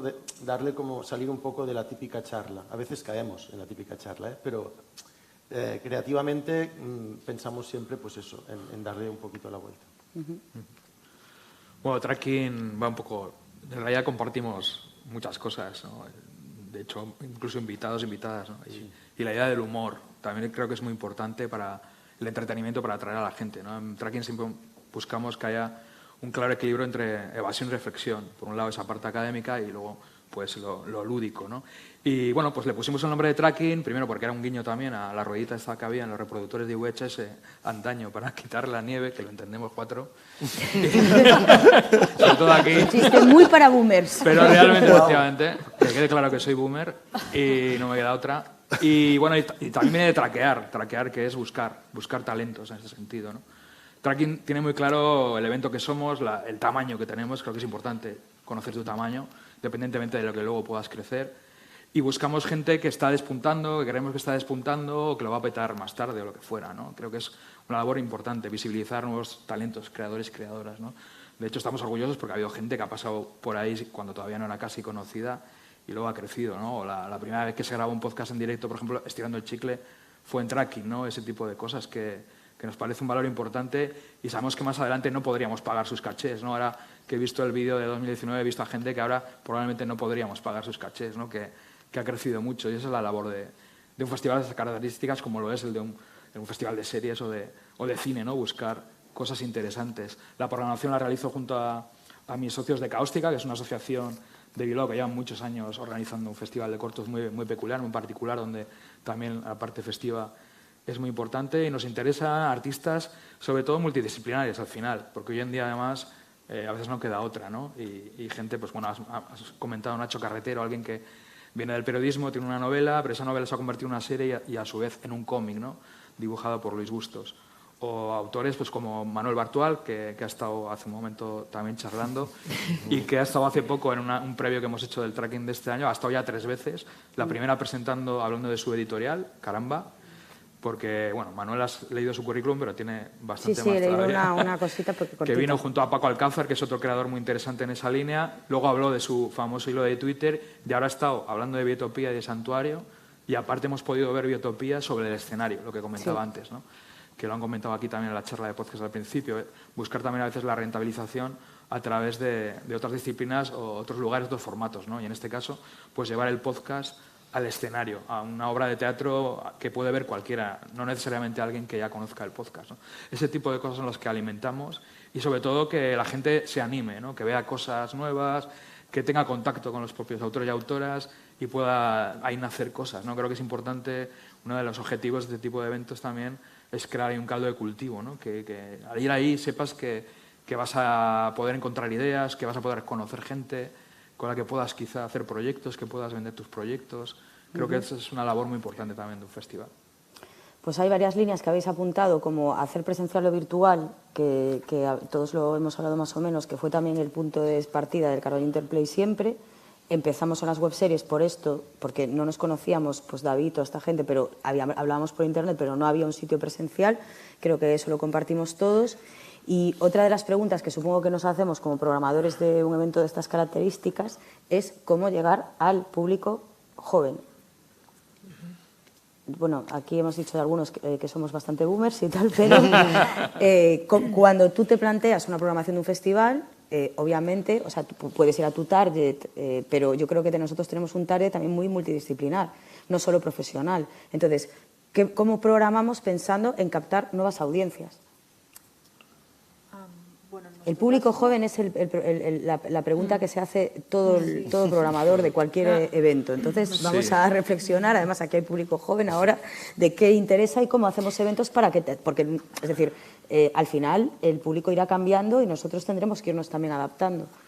Yo creo que en nuestro caso, como el formato y lo que programamos es, la mayoría de público que lo sigue naturalmente es joven normalmente, pero yo creo que la fórmula la dio Marta un poco en la charla de los podcasts. Se trata de programar creadores jóvenes también, ¿no? Bueno. Claro, pone un micro a una persona que tiene la misma edad que el público y seguramente se identificarán con él por la temática, por el... Sí, es que comentaba yo de identificarte por eso. Y yo creo que también el MemeFest busca también bastante esto, ¿no? De bajar un poco la edad de los ponentes y de los participantes para que esta conexión, aparte de, bueno, yo creo que parte de la cultura digital hoy en día la comparte y la disfruta sobre todo gente muy joven. Entonces, nosotros no es que nos pongamos como meta vamos a llegar a gente súper joven, sino es que la gente que invitamos básicamente son todos más jóvenes que nosotros, tienen menos de 30 años, la mayoría, todos, o sobre los 30. Entonces, claro, es normal que el público que venga es porque hablan el mismo lenguaje, porque comparten los mismos problemas, intereses, necesidades y no nos planteamos... Tampoco no lo hicimos de vamos a llegar a su público joven, sino simplemente creo que una parte importante de de las voces que se oyen hoy en Internet y que crean contenido en Internet son de esta generación y por tanto sería absurdo no programar a gente de esta edad. O sea que no sé si respondo mucho a la Sí, ha pregunta. respondido, programando gente de su edad que hable con la voz que es su voz, básicamente. Sí. Es que un festival tiene que ir renovándose de manera continua, porque, claro, 10 ediciones, pues igual gente que venía con 20 años a la primera edición ahora tiene 30, igual está a otra cosa, ¿no? Continuamente tienes que estar pensando en la gente que ya lleva tiempo, un público fiel que tienes, que es importante cuidar al público fiel, aunque sea minoría. Creo que ahí está ahí está una de las claves de muchos éxitos, incluso grandes como el Festival de Sitges. La clave es ese fenómeno fandom que ha generado y que se va continuamente renovando, y es importante estar al día y incluir en esa programación cosas de actualidad o que ves que están empezando a funcionar en un determinado público joven, que es el que se mueve para determinadas cosas, ¿no? Porque por razones de que le apetece mucho más, tiene más tiempo quizá, no tiene obligaciones familiares, etcétera, etcétera, y es el que más se mueve en ese sentido, ¿no? Y creo que es vital estar continuamente pensando ideas nuevas. Hay cosas que hicimos en las primeras ediciones de Tracking que ahora no hacemos, que no las haríamos porque sabemos que bueno, hemos visto claramente que ya dejan de funcionar. Incluso cosas que veías que eran brutales, que dices, joder, se ha llenado la sala, y ahora de repente ves que 5 años después o 3 años después pasa lo contrario, ¿no? Hay que estar continuamente generando y pensando nuevos contenidos. Es que los referentes cambian, ¿no? O sea, nosotros es eso, ahora 10, lo que decía Borja, 9 años más tarde de empezar el festival, para nosotros los referentes, que para nosotros, pues, en ese momento, pues, David Simon de The Wire, Vince Gilligan, Breaking Bad, son referentes que para la gente joven de ahora, ¿qué son esas series? ¿Sabéis quién es David Simon? Sí. porque son estudiantes, ¿no? Sois estudiantes, pero ¿no? es eso que con... Menos mal. Perfecto, o sea, eso es lo mejor que pasa, pero yo cuando doy clases en la universidad me doy cuenta es que lo que para mí son referentes, para ellos, pues no. Entonces tienes que conectar un poco con ellos, ¿no? Y hay 2 cosas que hacemos. Una es que, por ejemplo, ahora hemos incorporado pues una chica de menos de 30 años también al equipo para que también programe con nosotros, tiene 24. Y el equipo que programamos tenemos entre 33 y 30, pero ya es verdad que nuestros referentes quizás no conectan tanto en todas las sesiones y por lo tanto también tenemos que aportar miradas frescas que se más con su realidad, ¿no? Y organizamos también un jurado joven con el Festival Retina, que es un festival dedicado al público joven en Barcelona en el terreno audiovisual. Pues organizamos una convocatoria abierta para que vean las series, montamos pues diálogos entre ellos, un poco para fomentar también este espíritu crítico, para que vean nuestra sección oficial, no una sección pensada para adolescentes, sino la sección normal del festival, y también un poco saber un poco también qué piensan, qué series valoran, y un poco así también conocer un poco cómo está, si lo que programamos ya empieza a ser un poco boomer o no. Y... Voy a hacer un inciso sobre su festi serializados, que no sé si lo seguís o lo conocéis, pero mola mucho porque cuando hacen la programación online, yo he descubierto series en Filming, la serie está de las chicas que tienen la banda británica, con no me acuerdo el título y tal, que no vais a ver en las plataformas y están chulísimas. Entonces, cuando hagan el festi, meteros en Filming para ver las series, porque son series que no llegan a Netflix ni HBO, o sea, que bueno, que están, por lo menos yo las he descubierto ahí. Y luego las he buscado para seguirlas. Entonces, os recomiendo que estéis ahí atentos a esto. Esa es la porque está muy chulo. Y del tema joven, nosotros particularmente tenemos el filón de las series adolescentes que lo revientan. Es decir, que las adoro, algunas, ¿eh? Hay alguna aquí en este país que no, pero no voy a decir cuál. Pero programas algo sobre Élite, aunque no sea una serie, no me flipa, pero también a veces hay que programar bueno, hay cosas, un fandom ahí curiosamente, también. que no eres tú el público. O sea, que es como una paranoia, claro. Porque al final es como, vale, estoy haciendo mi festival, pero no, en realidad... Claro. A veces programas cosas que no tienen nada que ver contigo. A veces programas algo que no te gusta. Yo he programado cosas que soy consciente, me horroriza. Total. Pero sé que... no se lo vas a decir a nadie. No, que a veces programamos cosas que no nos gustan. Probablemente soy el gran boomer de esta sala, puedo decirlo sin problema. Yo Interneto, que habréis visto las imágenes, lo petó, se llenó, fue una locura. Pero yo no entro en ese... Pero sé que funciona y que tiene su valor y tal... Y lo programo y efectivamente funciona. Yo me escondo por ahí para no verlo, pero lo paso mal, pero sé que funciona. Bueno, estoy exagerando. Tú sabes que esto se está retransmitiendo por streaming, sí, ¿no? Da igual. No pasa nada, pero yo entiendo. Pero estoy diciendo que como programador tú no puedes, o sea, no debes programar única y exclusivamente lo que te gusta, sino que tú de manera objetiva, como prescriptor, como crítico, como quieras llamarlo, crítico cultural, sabes que hay cosas que igual a ti, desde tu gusto, no te gustan, como a mí yo Internet pues no entro porque tiene, pues para empezar que soy un boomer. Entonces, pero sé que funciona con un determinado público y que tiene sus valores y hacia dónde puede ir, ¿no? Y por eso lo programo, porque creo que es interesante. Igual que en un festival de series o lo que sea, probablemente habéis programado series que igual no son vuestras favoritas, pero dices, esto tiene un público interesante y hay que también crecer y buscar esas vías, ¿no? Y visibilizar sobre todo, ¿no? Y no necesariamente tienes que programar lo que te flipa. Porque claro, yo creo que hay como 2 líneas, ¿no? Y pasa a los festivales de música también, que es uno, no vas a programar siempre lo que te gusta, pero por otro lado está guay que tengas un criterio en el que el público confíe. Que digas, voy a este festival porque no entiendo muy bien lo que está pasando, pero algo voy a descubrir porque me va a molar. Yo cuando voy a un festival de música, a lo mejor no conozco exactamente el cartel, pero confío en el criterio editorial de ese festival y digo, bueno, pues a ver, que me sorprenda. Entonces creo que hay como esas dos patas. Vas a ver una cosa, igual de rebote vas a ver otra. Y sobre todo vivimos un momento, uniendo a lo que ha comentado antes Víctor, que los referentes duran poquísimo ya. O sea, cada vez las modas, las tendencias son más rápidas. Y quizá una cosa que ahora lo está funcionando muchísimo, quizá de todos los días no. Esto pasa, ¿no? Y bueno, pues igual programas algo que en ese momento funciona muy bien y luego, curiosamente, no crece como crees y al revés. Quizá creo que también en Tracking buscamos a veces también dar voz a cosas muy underground. Yo vengo del espíritu del fanzine y eso hay que mantenerlo en cierto sentido porque al final desde ahí es donde cogen las ideas el mainstream, ¿no? Hemos visto aquí, pues bueno, el auge de los podcasts.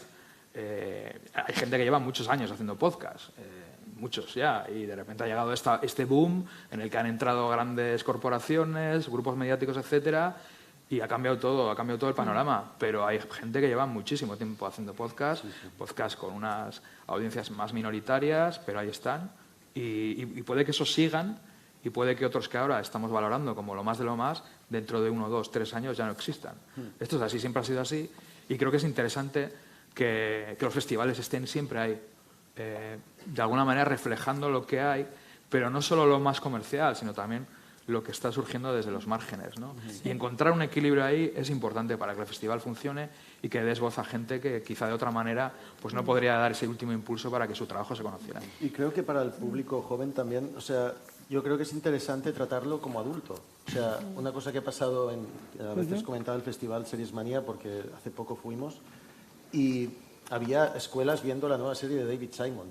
O sea, está bien pensar sesiones para ellos, o sea, series adolescentes o de temática pues, más joven, pero también está bien trabajar desde los festivales con las escuelas directamente, con este tipo de público, con estas instituciones, para que los adolescentes vean contenido que es para su edad, pero que directamente no lo relacionamos nosotros. O sea, creo que también hay un tema de educación aquí, de educar público, que es interesante.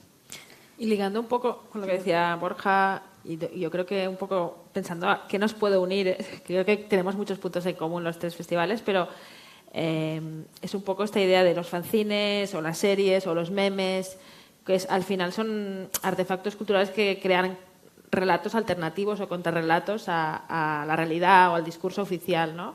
Y esto es algo que atrae mucho también al público y que une mucho, que crea mucha comunidad alrededor del festival para atraer a público, sea joven o viejo, pero al final estás aportando ideas o dando voz a creadores que están trabajando un poco desde, no sé si es underground, pero desde el margen o desde discursos que no están en los medios oficiales, ¿no? Y esto se consigue en fanzines, en cómic, en muchas series que no son tan comerciales o a través de los memes o a través de cuentas de Twitter buenísimas o cuentas de memes que hay en Instagram, ¿no? Estos discursos que están en los márgenes, pues darles voz. Yo creo que esto también es otra parte importante del Meme Festi que creo que por lo que estáis comentando compartimos. Sí, es que el lenguaje del meme en realidad, que es una maravilla, es muy fancinero en el fondo. Lo que pasa es que responde también a la cultura de la inmediatez, pero es el do it yourself, ¿no? Hazlo tú mismo, ¿no? Y eso es muy interesante. Y luego, pues eso, serializados, lo he dicho bien, ¿no? Al final... que programáis series, lo que has dicho, ¿no? Que no puedes verlas de otra manera y descubres cosas muy interesantes. No se limitan solo, pues bueno, nacisteis cuando no existían las plataformas en streaming con la fuerza de ahora, pero imaginaos que ahora solo os limitaréis a proyectar, pues eso, las series de Club Disney, iba a decir. Club Disney. Es un poco lo mismo. Mi cabeza Bueno, pues eso, de lo potente, ¿no? Sí. Pues tenéis que programar algo potente que sabéis que te va a servir para que mediáticamente el festival se conozca y para que vaya gente, pero aprovechas eso, que la gente va para colarles cosas interesantes. Vale, una cosa, solo porque nos quedan 5 minutos, entonces vamos a hacer esto. Si queréis preguntar algo, levantáis la mano y preguntáis, ¿vale? O sea, ya que estáis aquí, quiero decir, no suena a propuesta, suena como a orden. Seguimos hablando. Sí, bueno. Tenéis que preguntar ahora, es ahora el momento. No, quiero decir que no voy a hacer turno de preguntas, que vamos a seguir hablando, que nos quedan 5 minutos, pero que como si estuviéramos en el salón de casa, que intervengáis si queréis comentar algo o preguntarnos algo. Porque hay una cosa de la que no hablamos, pero tenemos muy poquito tiempo, o sea que no nos podemos extender mucho, que es la convivencia entre lo virtual y lo presencial. Obviamente todo esto pasó con el bicho y todos tuvimos que, por ejemplo, en nuestro caso, hicimos una edición íntegramente online y fue en 10 días que la tuvimos que hacer.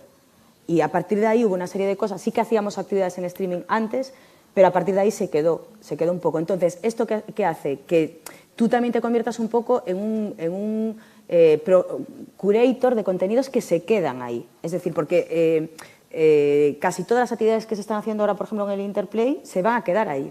Entonces, también estás generando contenidos que se quedan en la red, ¿vale? No es como esto, hay cosas que solo pasan aquí, obviamente, y shows y cosas que solo pasan aquí, y solo pasa aquí el festival y la cafetería y tomarte unas cañas y hablar con la gente, eso sí, pero te estás convirtiendo también en...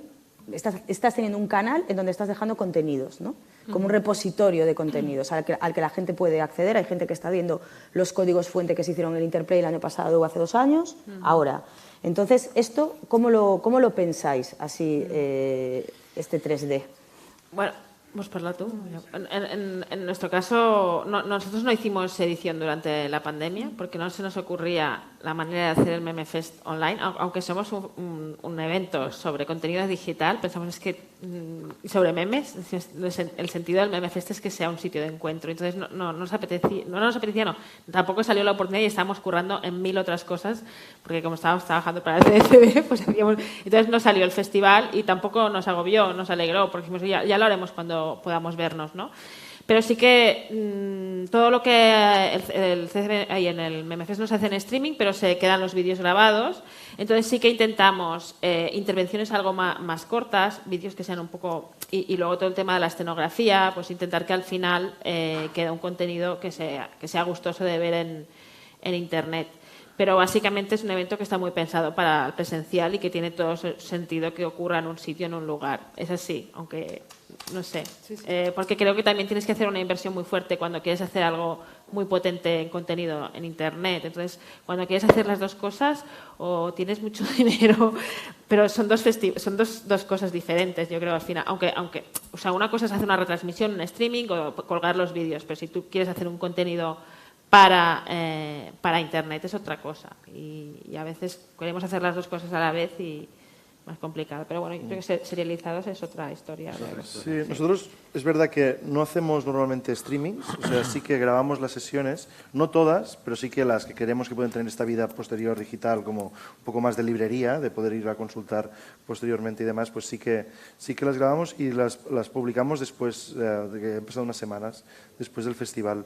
Sí que nos lo hemos planteado a veces si tiene sentido el streaming o no, de hacerlo en directo mientras está pasando, pero siempre nos ha parecido que queríamos como premiar un poco la presencialidad y pensamos que sí, quizás es un pensamiento muy digamos, antiguo y que no tiene sentido, pero siempre hemos preferido pues que la gente lo pueda recuperar, pero más tarde. Ha sido nuestra... Sí, y aparte, o sea, en nuestro caso el online ha llegado para quedarse totalmente. O sea, nosotros hacemos 3 festivales, decimos, el de Barcelona, el de Madrid y el de Filming, porque al final tiene su programación y es donde encontramos, como he dicho antes, hemos encontrado como la gallina de los huevos de oro. O sea, al final, no que nos hagamos ricos, pero eso nunca. Pero que a nivel de espectadores, a nivel de público, nunca pensábamos que podríamos tener 230.000 espectadores. O sea, son cifras de festival de música. Son online, pero son. Entonces, aquí sí que, en nuestro caso, es eso. Ahora nuestra batalla es hablar con las distribuidoras para que entiendan que a pesar de que no haya una pandemia, nos dejen su contenido para tenerlo online en filming. Esa es nuestra batalla. Borja. Soy rápido. Yo era muy reacio al principio a retransmitir en streaming porque llevo muchos años organizando presencial y para mí lo presencial es básico.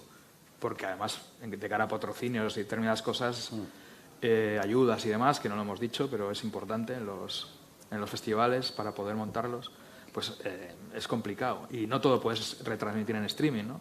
Una actuación de alguien no puedes.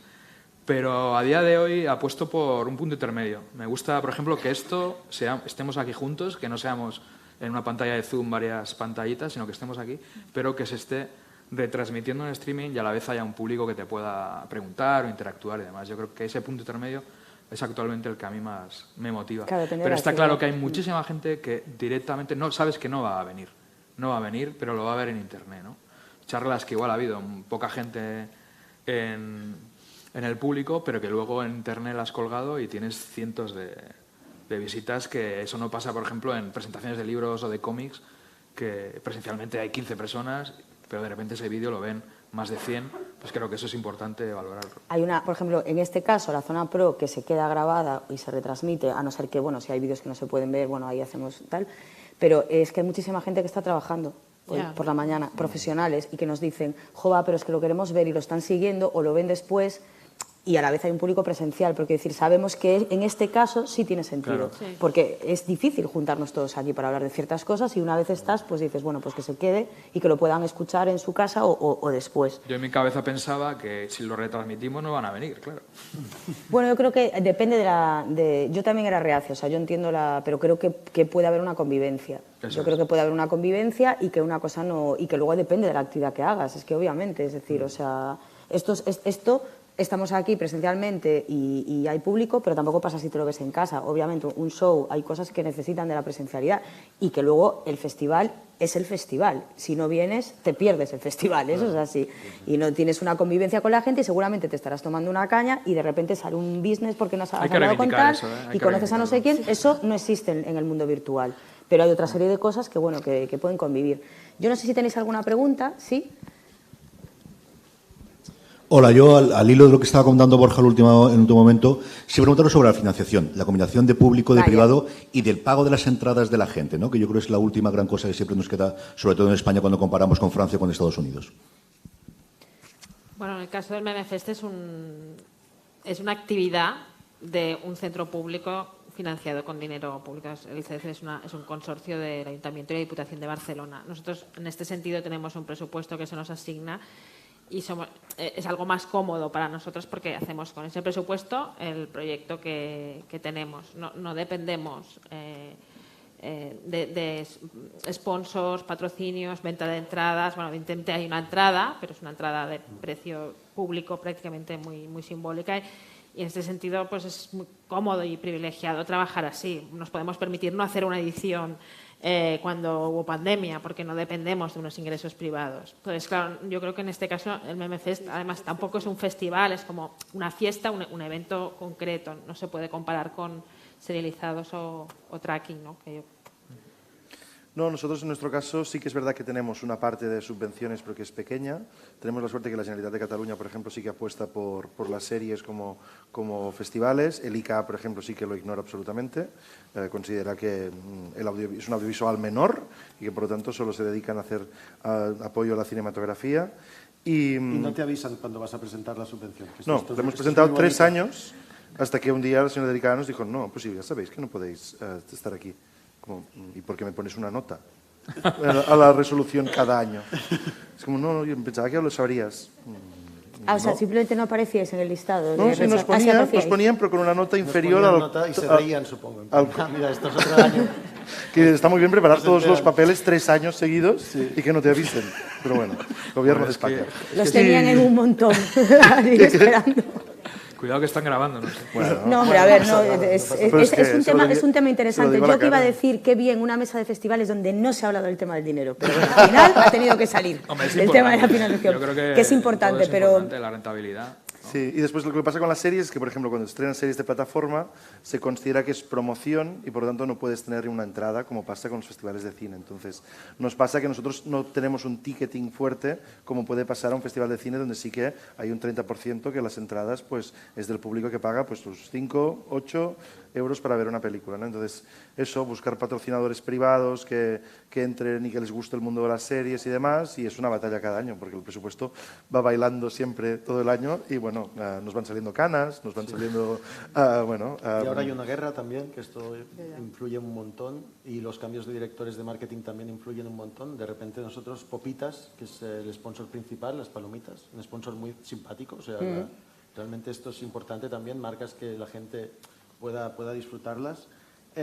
Ahora estamos pendientes de si va a seguir o no. Claro. Y estamos a mes de abril, y el festival es en octubre. Puede ser que caiga por la crisis, en este caso, del maíz en Ucrania, ¿no? O sea que es cada año un poco empezar desde cero, te diría, incluso en la parte de las marcas comerciales. Y de ayudas, porque también tienes que volver a optar a presentarte, que requiere un papeleo que es un rollo, pero bueno, cuando ya vas cogiendo callo lo haces. Y eso, pues hay varias patas. Una es, evidentemente, las ayudas institucionales, que ojalá no tuviéramos, que la cultura no tuviera que depender de ellas, pero es lo que hay. Ahí entramos en la educación cultural, etcétera, etcétera, y es una para 3 charlas.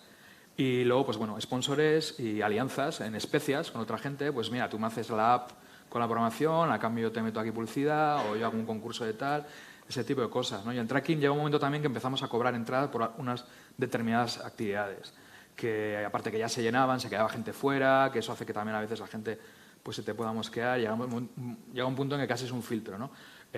Una taquilla cobramos muy poco, las entradas intentamos que sean 5 euros, 6 euros, y más que nada son las actuaciones, pero el grueso, el 80%, sigue siendo de carácter gratuito, pero eso te ayuda de alguna manera, ¿no? También a poder avanzar. Y luego, pues bueno, los sponsors, pues de todo, ¿no? Has mencionado Popitas. En nuestro caso, estos años de pandemia, uno de nuestros patrocinadores es una cerveza, Oro, y claro, tuvimos que pensar qué hacíamos, porque no se podía beber cerveza ni nada, para que Oro siguiera con nosotros, ¿no?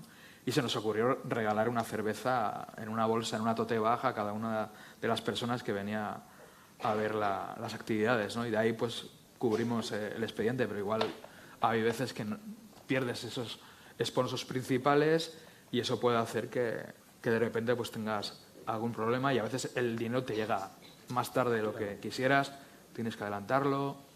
Y luego, bueno, también a veces es importante el apoyo de entidades privadas, de bancos, etcétera, que ahí depende también de quién te atienda o se le interesa, ¿no? Realmente el festival. Pues sí, me dicen que tenemos que acabar, o sea que si hay alguna pregunta ya se la haréis después, por ahí por los pasillos, así que muchísimas gracias. Al final acabamos con el tema del dinero, pero bueno, hablamos de cosas muy interesantes, sobre todo de que haya cerveza gratis, ¿hablasteis también?